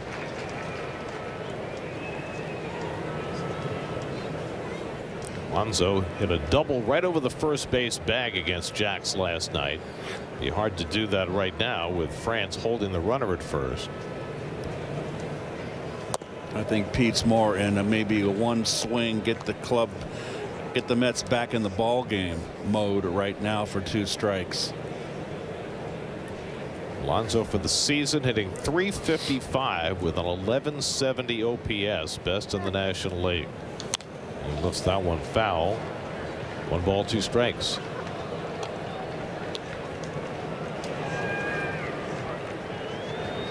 Jesse Winker on deck.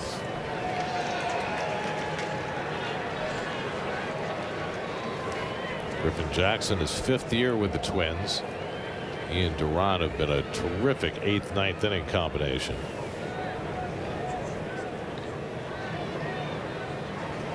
And Alonso rips one down the line. That's a fair ball going to the corner. Lindor around second on his way to third. It sticks in the corner for Bader, and Lindor is going to come all the way around to score on the double by Alonso, and the Mets get their first run of the day.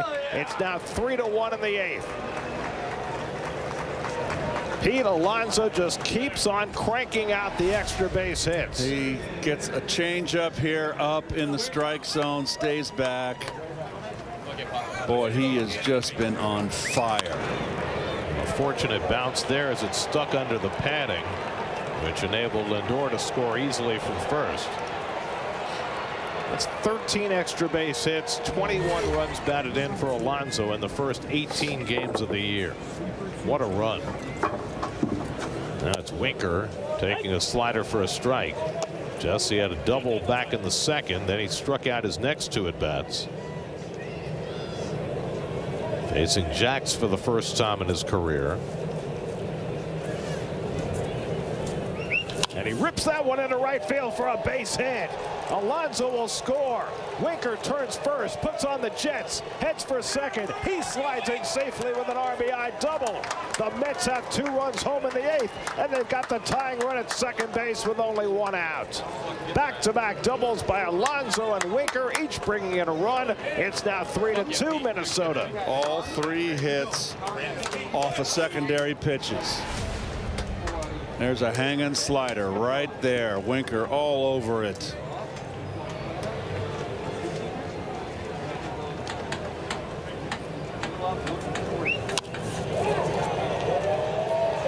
Pete's going to score easily.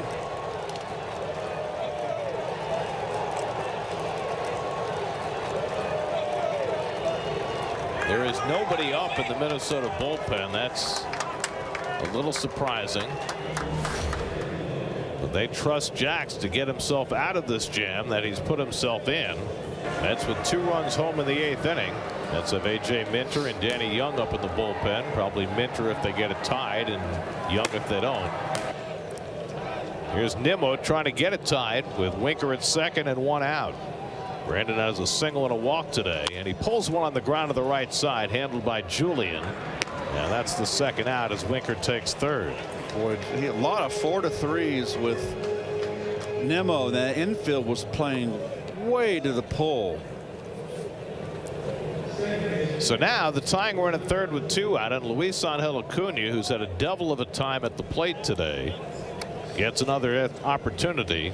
He's 0 for 3 with 3 strikeouts after swinging the bat extremely well the last week. It would be a most beautiful 1-for-4 day, wouldn't it? First time in his career he struck out 3 times in a game. And he takes the slider just off the plate for ball 1.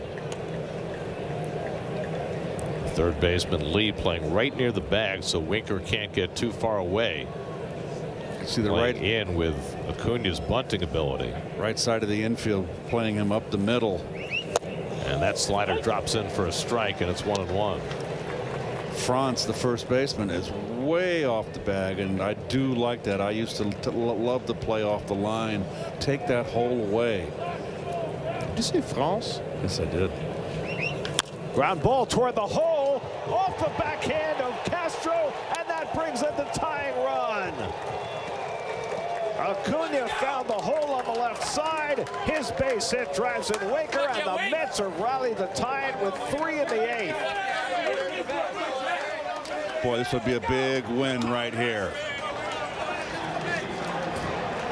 So after 3 straight strikeouts, Acuna makes contact and put it in a great spot. Well, I said it, the most beautiful 1-for-4, and they steal a base if you can right now.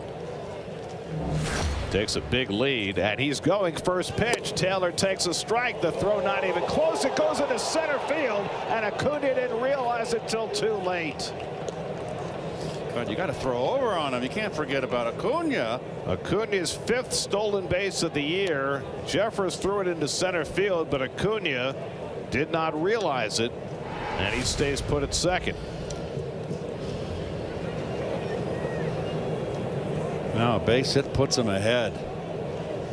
Boy. Taylor's 1 for 3 today, singled back in the 5th.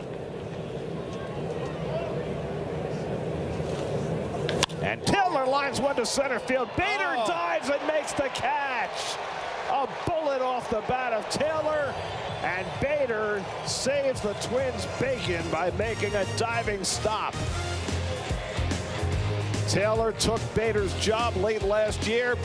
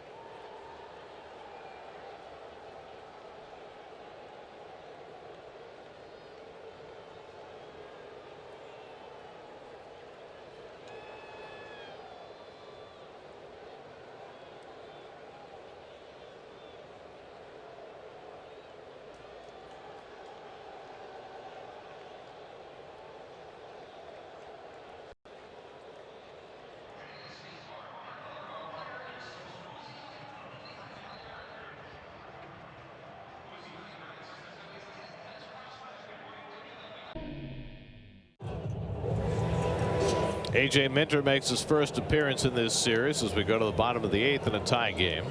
Veteran left-hander. Splendid addition to this bullpen. Brooks Lee turns around about right-handed and takes the first fastball for a strike, 0-1. Lee batting left-handed, flied out and grounded out twice. He's only had one right-handed at bat since being activated. Started the year on the injured list with back problems. And he can't hold up on the cutter low and in. And that cutter has just been brilliant the last few times out for Minter. Sunday in Sacramento, he pitched a scoreless inning, gave up 1 hit. Gets 6, 7, and 8 in the batting order here in the 8th after the Mets scored 3 in the top of the 8th to tie it. 0-2 to Lee with Castro on deck. And he just barely got a piece of that cutter to stay in the at-bat. This gets Justin Hagenman off the hook. Hagenman pitched very well in his big league debut. 3 1/3, 1 run, 3 hits in relief. Jose Butto gave up 2 runs in his inning and 2/3 before Stanek got in and out of trouble in the 7th. Now Minter. And he strikes out Lee. Ball in the dirt. Torrens will slap the tag on him, and that's the first out. How about Harrison Bader keeping this game tied with a diving catch in left field? Boy, he got a good jump coming in. What a play. He is a defender. Taylor has had his best day at the plate, hitting hard line drive after hard line drive, and the two teammates exchange a hug after Bader robs Taylor. Harrison's had a lot to say in this series with his defense and with his bat, and he'll get another turn at bat before this one's over. Here's Willie Castro, who's hustled his way into 2 hits today. Legged a double on a close play in the 2nd. And this is Mickey Gasper batting for Castro. So I don't know what happened to Castro. And they're short. They're down on a bench. This is about the only guy they have available off the bench. So this is a little shocking. I mean, Gasper is their utility guy. Can play infield, outfield, and catch. Remember Castro tried to make that play in the hole on Acuna's base hit that tied the game. I don't know if he tweaked something in the course of trying to make that play.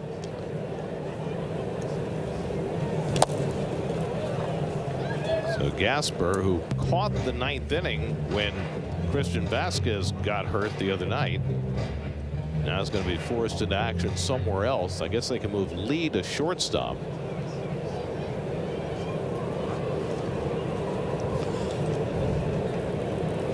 One-two coming from Minter.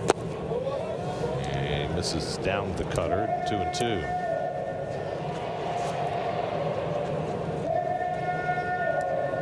The Twins have had all sorts of injury misfortune in this series alone.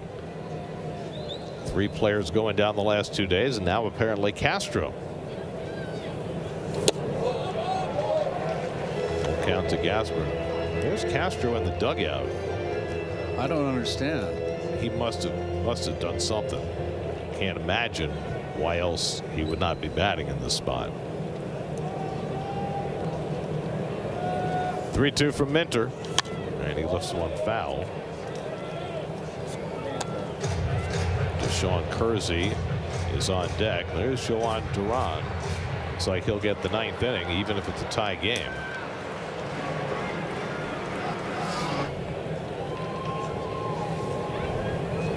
Three-two from Minter to Gasper, and he went around on the half swing, strike 3. So Minter's got back-to-back strikeouts to start the bottom of the 8th. Minter looking sharp today with that slider. Coming up tonight at 11, it's Honda Sports Night. Johan Santana will be on the show. Draft is coming up in the NFL. The playoffs starting in the NBA. Lots to talk about on Honda Sports Night.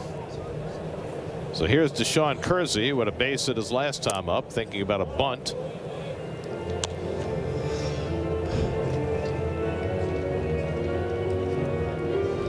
Vasquez hurt his hand on Monday.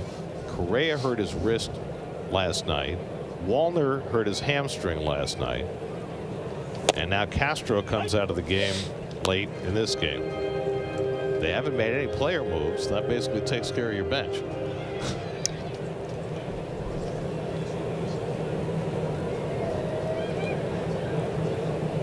1-1 to the rookie Kersey, and he fouls it away. 1-2.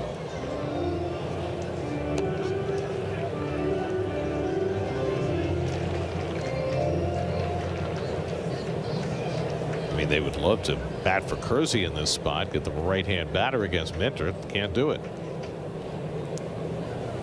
1-2 coming. And he bloops one, shallow left. Back goes Beatty into foul ground. Dives, and he makes the catch. Brett Beatty had to alter his route at the last moment, and he makes the diving grab to get Minter through the bottom of the 8th. Twins go 1-2-3. We head for the 9th. Mets and Twins all even.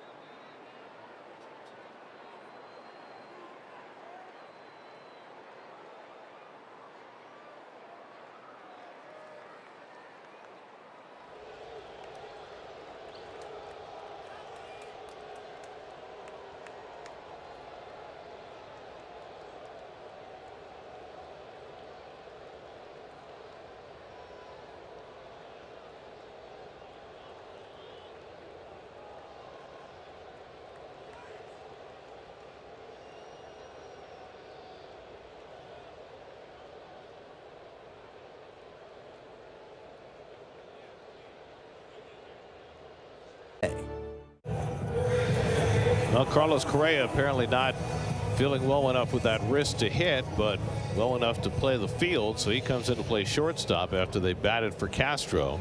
And now Jhoan Duran will try and keep it tied and get this game to the 10th. He got the save, his first of the year last night, and he gets his first curveball over for a strike to Brett Baty. Baty's 2 for 3, his first multiple hit game of the season. Single to center, single to left his last 2 at bats, and he swings and misses at 100-mile-an-hour fastball, 0-2. It's got a couple of men on against Duran on an error and a single by Acuna last night, but he struck out Lindor as the tying run at the plate to end the game. Through 15 pitches in last night's game. Griffin Jax came back after a good inning yesterday, and the Mets scored 3 against him in the 8th. And Baty tries to hold on the curveball, and he stopped the swing in time. 1 ball, 2 strikes. With nobody on base, there is a third base umpire. If you're just joining us, Hunter Wendelstedt, who was the first base umpire, had to leave the game after being hit in the head by a Tyrone Taylor line drive. 1-2 coming.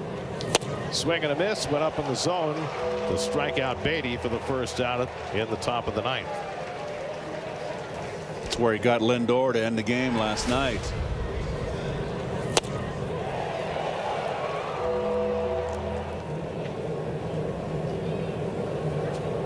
So 1 out and nobody on. Now Luis Torrens bats for the second time.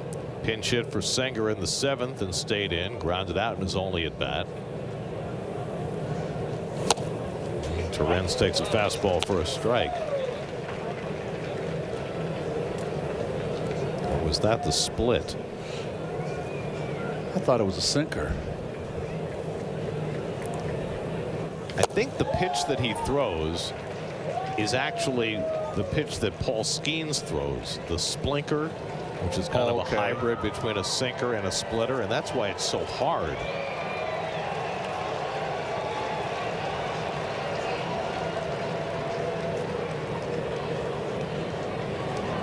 One to Torrens with Lindor on deck.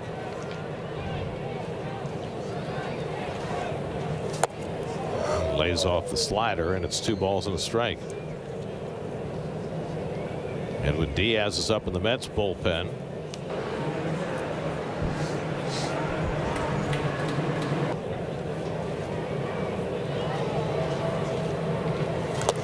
And Torrens able to lay off. 2 balls, 2 strikes.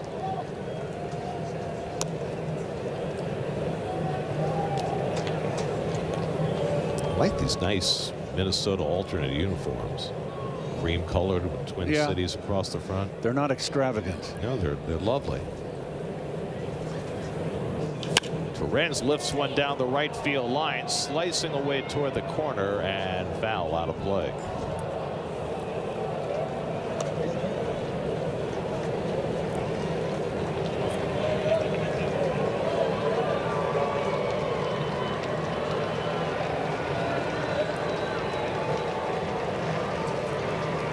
Baseman Lee playing right on the line deep behind the bag against Torrens.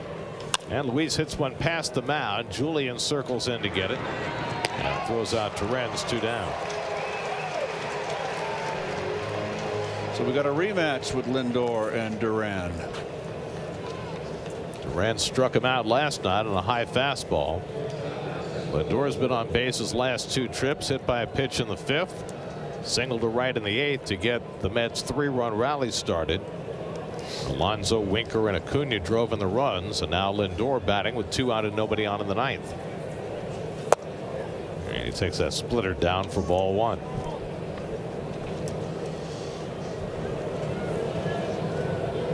Okay. Looks dangerous. 101-mile-an-hour fastball misses low and in, 2-0. Good pitch to hit here. I mean, you can be selective. You know, look middle in, trying to maybe launch one. Lindor's had 2 career at bats against Duran, struck out in both of them. Got the splitter there and fouled it off, 2-1.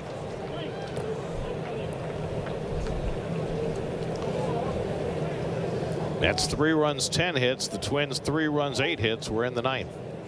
Rubber game of this 3-game series. Mets are heading home to play the Cardinals at Citi Field tomorrow night. Love to get on that flight with a win. And Lindor takes just outside with a split, and now it's 3-1. Another win. This would be a great comeback win. It would be 5 series wins in a row. And it would keep intact the Mets record this year of not losing 2 straight games. And a 4-2 road trip. Outside, ball 4, and Lindor is on with a 2-out walk. And now Soto will come up. It's been a rough day at the plate for Soto after homering in each of the first 2 games of this series. One has struck out twice and grounded into a double play with the bases loaded to end the 5th.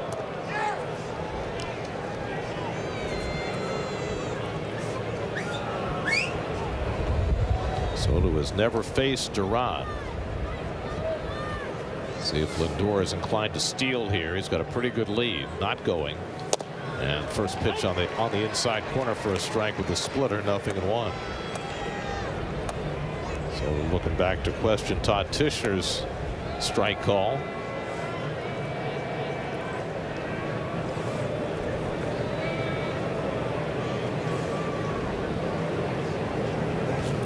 And that one almost thrown away by Duran. France having to reach across Lindor to get the throw.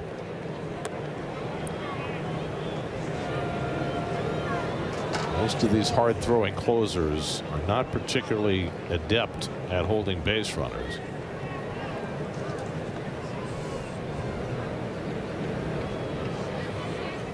And Soto lays off, and again it's in at the knees, a splitter. Then it's 0-2. Just a little bit quick. See the shoulder flying out. He's just out in front.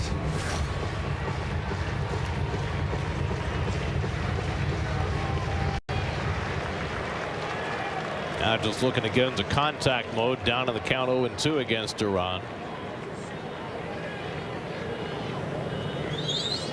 And Soto takes that one below the knees. 3 straight splitters from Duran. It's 1-2. Pete Alonso would be next. Lindor at first with 2 down. 3-3 game in the 9th.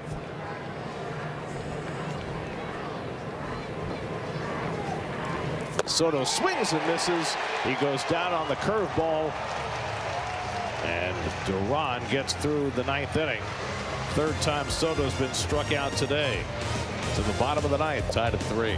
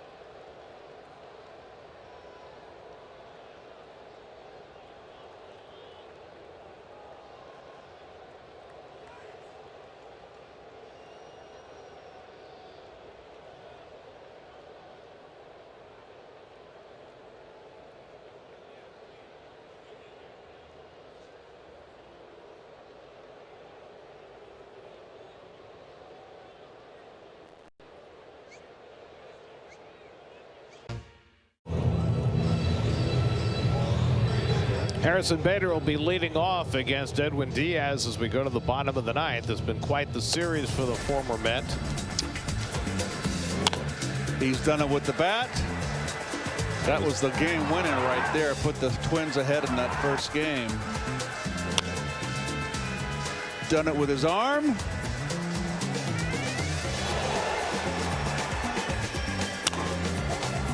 With his bat again. He's had a series.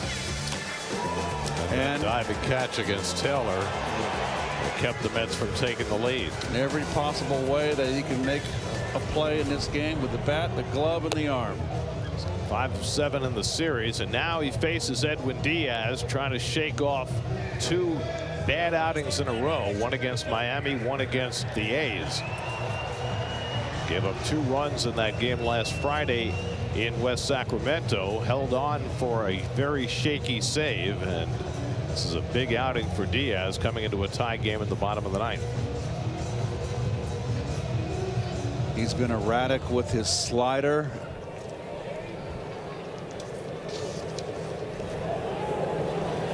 Bader 2 for 3 today, and he takes the first fastball outside for ball 1. Bader has 2 hits and 6 career at bats against Diaz. And he misses with a slider and quickly behind 2-0. Edward Julian on deck, and then Byron Buxton as the Twins bid for a walk-off win. Twins have not had a walk-off win yet. There's a strike. 2-1.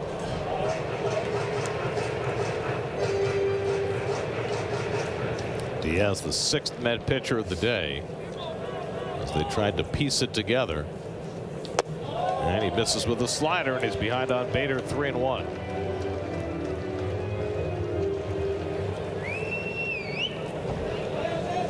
Five days since Diaz has been in a game. And he gets a swinging strike with the slider as Bader was a little over anxious there, and it's 3-2. Boy, didn't get the first 2 over, not even close, and he's 3-1, and he throws a nasty one. That's what it's been with him. And a check swing. Did he go? He did not. Ball 4, and Bader's aboard with a leadoff walk. So Diaz once again having trouble quickly after coming in.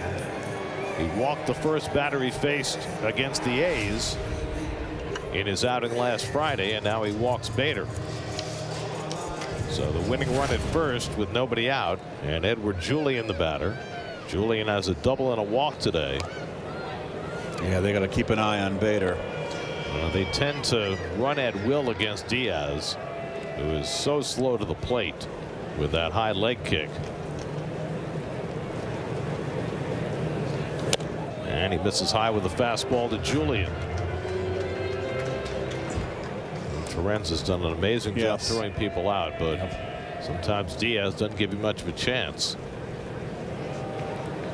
And that's the second throw over, so now Bader has a little bit more of a chance to steal.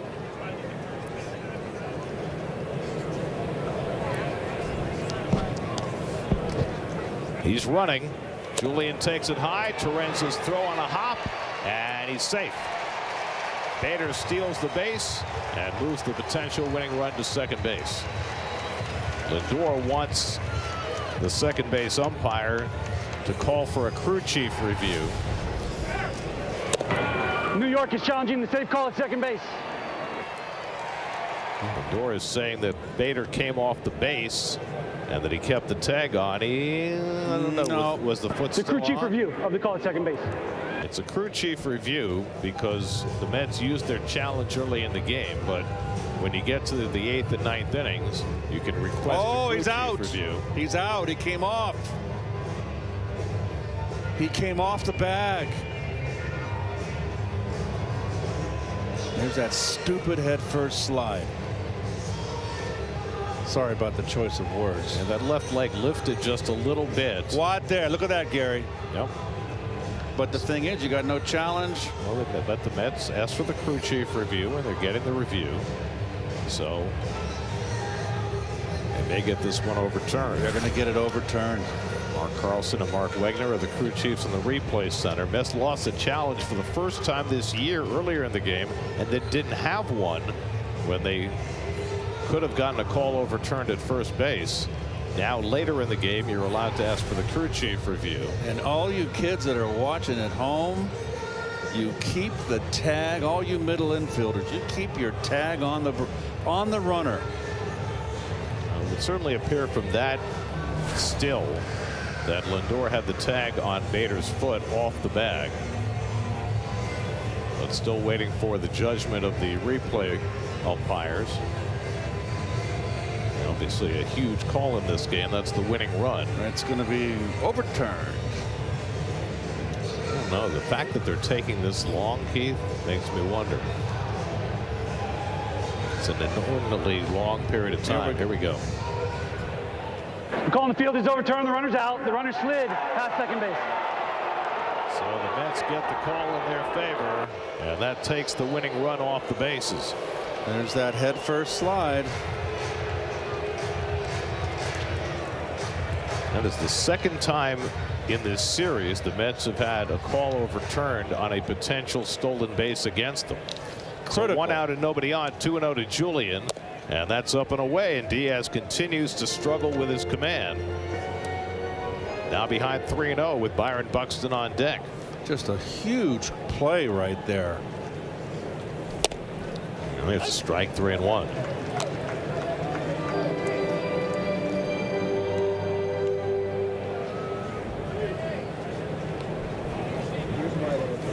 And Julian takes a strike on the inside edge, 3-2. Well, you are allowed to keep the tag on, and you can push, give a little push there. That's legal. What's interesting is the replay officials are not allowed to rule whether he pushed him or not. There's swing and a miss. He got him with a slider. So after falling behind 3-0, Diaz strikes out Julian. The umpires on the field can rule whether you pushed him off the bag. The replay umpires can only rule as to whether he was tagged off the bag, not whether he pushed him. So now 2 out and nobody on. Here's Byron Buxton. Cole Sands is up in the Twins bullpen, getting ready for the 10th inning if there is one. Buxton is 2 for 4 today, and he takes up an in ball 1.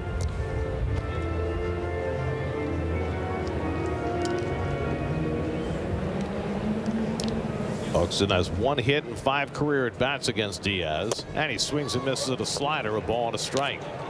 And all of a sudden, Edwin seems to have found the range.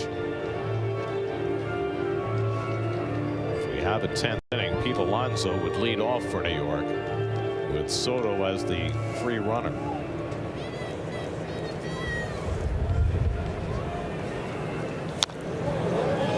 Good live fastball. I mean, all of a sudden, he's throwing strikes after falling behind on Julian. 3-0. He's filling the strike zone and getting good results.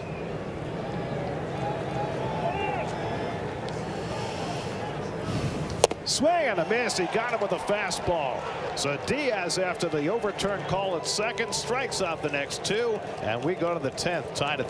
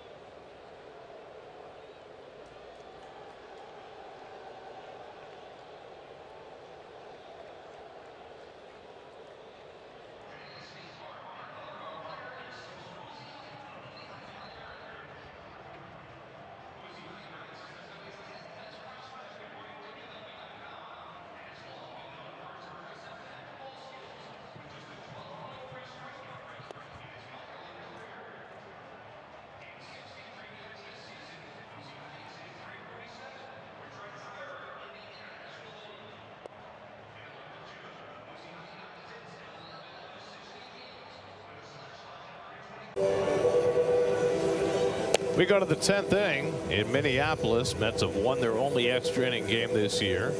Twins are 0-1 in extra innings. Harrison Bader talking about the call at second base where he was ruled off the bag.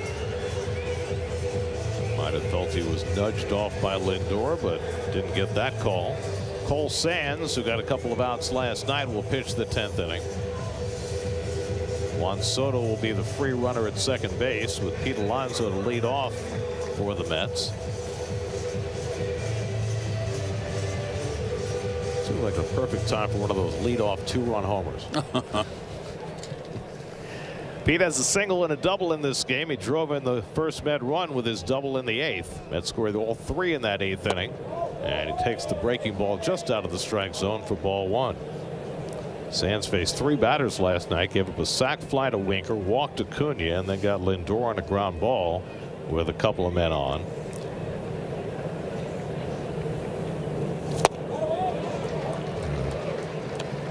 Nasty splitter there to get even in the count, 1-1. Blue Jays beat the Braves today despite the best efforts of Spencer Strider, who allowed 2 runs in 5 innings in his season debut. Chris Bassett 5 scoreless innings for the win. Curveball outside, 2-1. So the Braves fall to 5-13. Not what you want. Nope. Another strong start for Jose Quintana as the Brewers beat the Tigers 5-1. That's 2 outstanding starts for Quintana. And now 3-1 count to Alonso with Jesse Winker on deck. Be a good time for Pete. Right here, they're giving him that right field line. Hit one of those doubles down the right field line. They're probably going to stay away from him. The first baseman way off the line. 3-1 coming. And he takes it outside, ball 4. So Alonso draws a walk, and now the Mets have 2 on and nobody out with Jesse Winker coming up. And I can certainly understand not giving Alonso anything to hit right now. He is so locked in. Meanwhile, Winker has a couple of doubles today, both of them to right field. So now already in this relatively young season, Winker has a 2 triple game and now a 2 double game. And he hits that one sharply right at the second baseman. Julian gets the out at second. Correa to first. A 4-6-3 double play. Boy, he scalded that. I was just going to point out where the second baseman was playing. I mean, way over. And he hit it right at him. I mean, big shift on that right side of the infield. So Sands gets the benefit of a huge double play. So now Soto is on third with 2 out, and it's left to Brandon Nimmo to try and get the free runner in. Brandon's 1 for 3 and a walk today. And he pops up the first pitch. And the third baseman Lee in foul ground has got it to end the inning. That's at first and second, nobody out. 2 pitches later, the inning is over.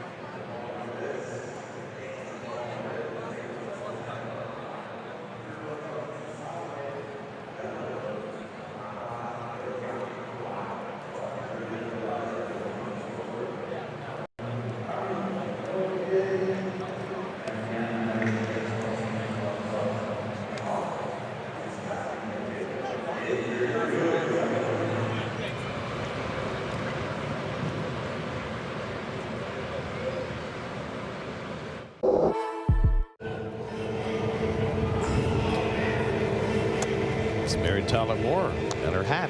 That's right. Downtown Minneapolis. Reed Garrett will pitch the bottom of the 10th inning. It's not going to be easy after the Mets didn't score in the top of the 10th. He got Buxton and his speed as the free runner that Garrett will try and keep from scoring.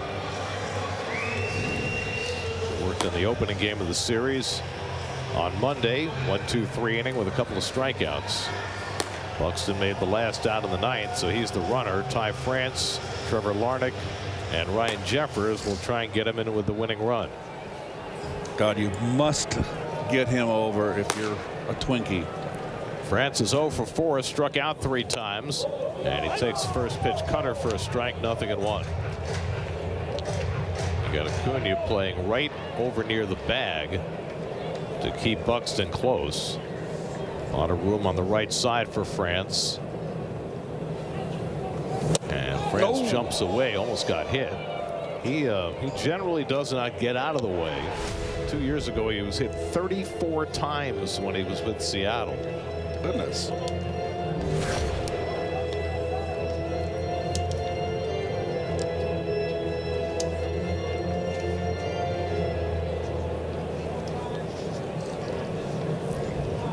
One and one to France, or as Keith calls him, France. Line drive center field, base hit. Taylor can't pick it up. Buxton will score the winning run, and the Twins have taken 2 of 3 in this series. Ty France with the walk-off hit in the bottom of the 10th on the 3rd pitch from Reed Garrett. And the Mets, for the first time this year, drop 2 in a row as the Twins win this one in 10, 4-3.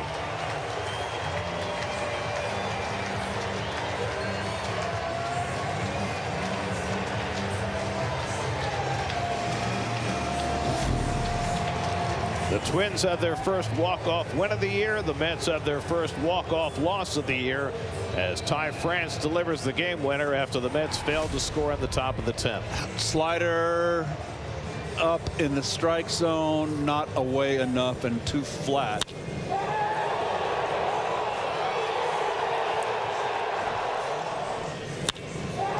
Well, Buxton had a good read and was going to catch that one. And you're not going to throw him out. Yeah, Teller tried to do or die it on the short hop. Yep, the veteran, he realized the speed on base. 4th career walk-off RBI for Ty France, who had struck out in his 3 prior at-bats, but made contact there on the slider from Garrett and drives in the winning run in the bottom of the 10th. Well, the Mets finish a 3-3 road trip. They take 2 out of 3 from the A's, win the first game here in Minneapolis, but then drop the last 2. Good major league debut for Justin Hagenman, but the Mets unable to overcome the Twins. They got 3 in the 8th. Bader made a great catch to keep them from taking the lead, and then the Twins win it in walk-off fashion in the bottom of the 10th. New York Mets baseball on SNY is brought to you by Nissan. At Nissan, they make cars that thrill. Experience the thrill for yourself. Shop NissanUSA.com. By Spectrum, a fast and reliable connection, making more things possible. Spectrum. By Citi, for each Mets home run at Citi Field, Citi will donate $2,000 to No Kid Hungry. And by your local Honda dealers. Contact your local Honda dealer today. Final score today in 10. The Twins 4, the Mets 3. Now the Mets go home to play the Cardinals tomorrow night. Our coverage begins at 6:30 tomorrow night right here on SNY.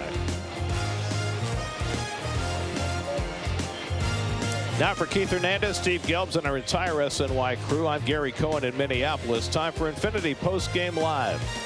Let's join Gary Apple and Jerry Blevins in the studio.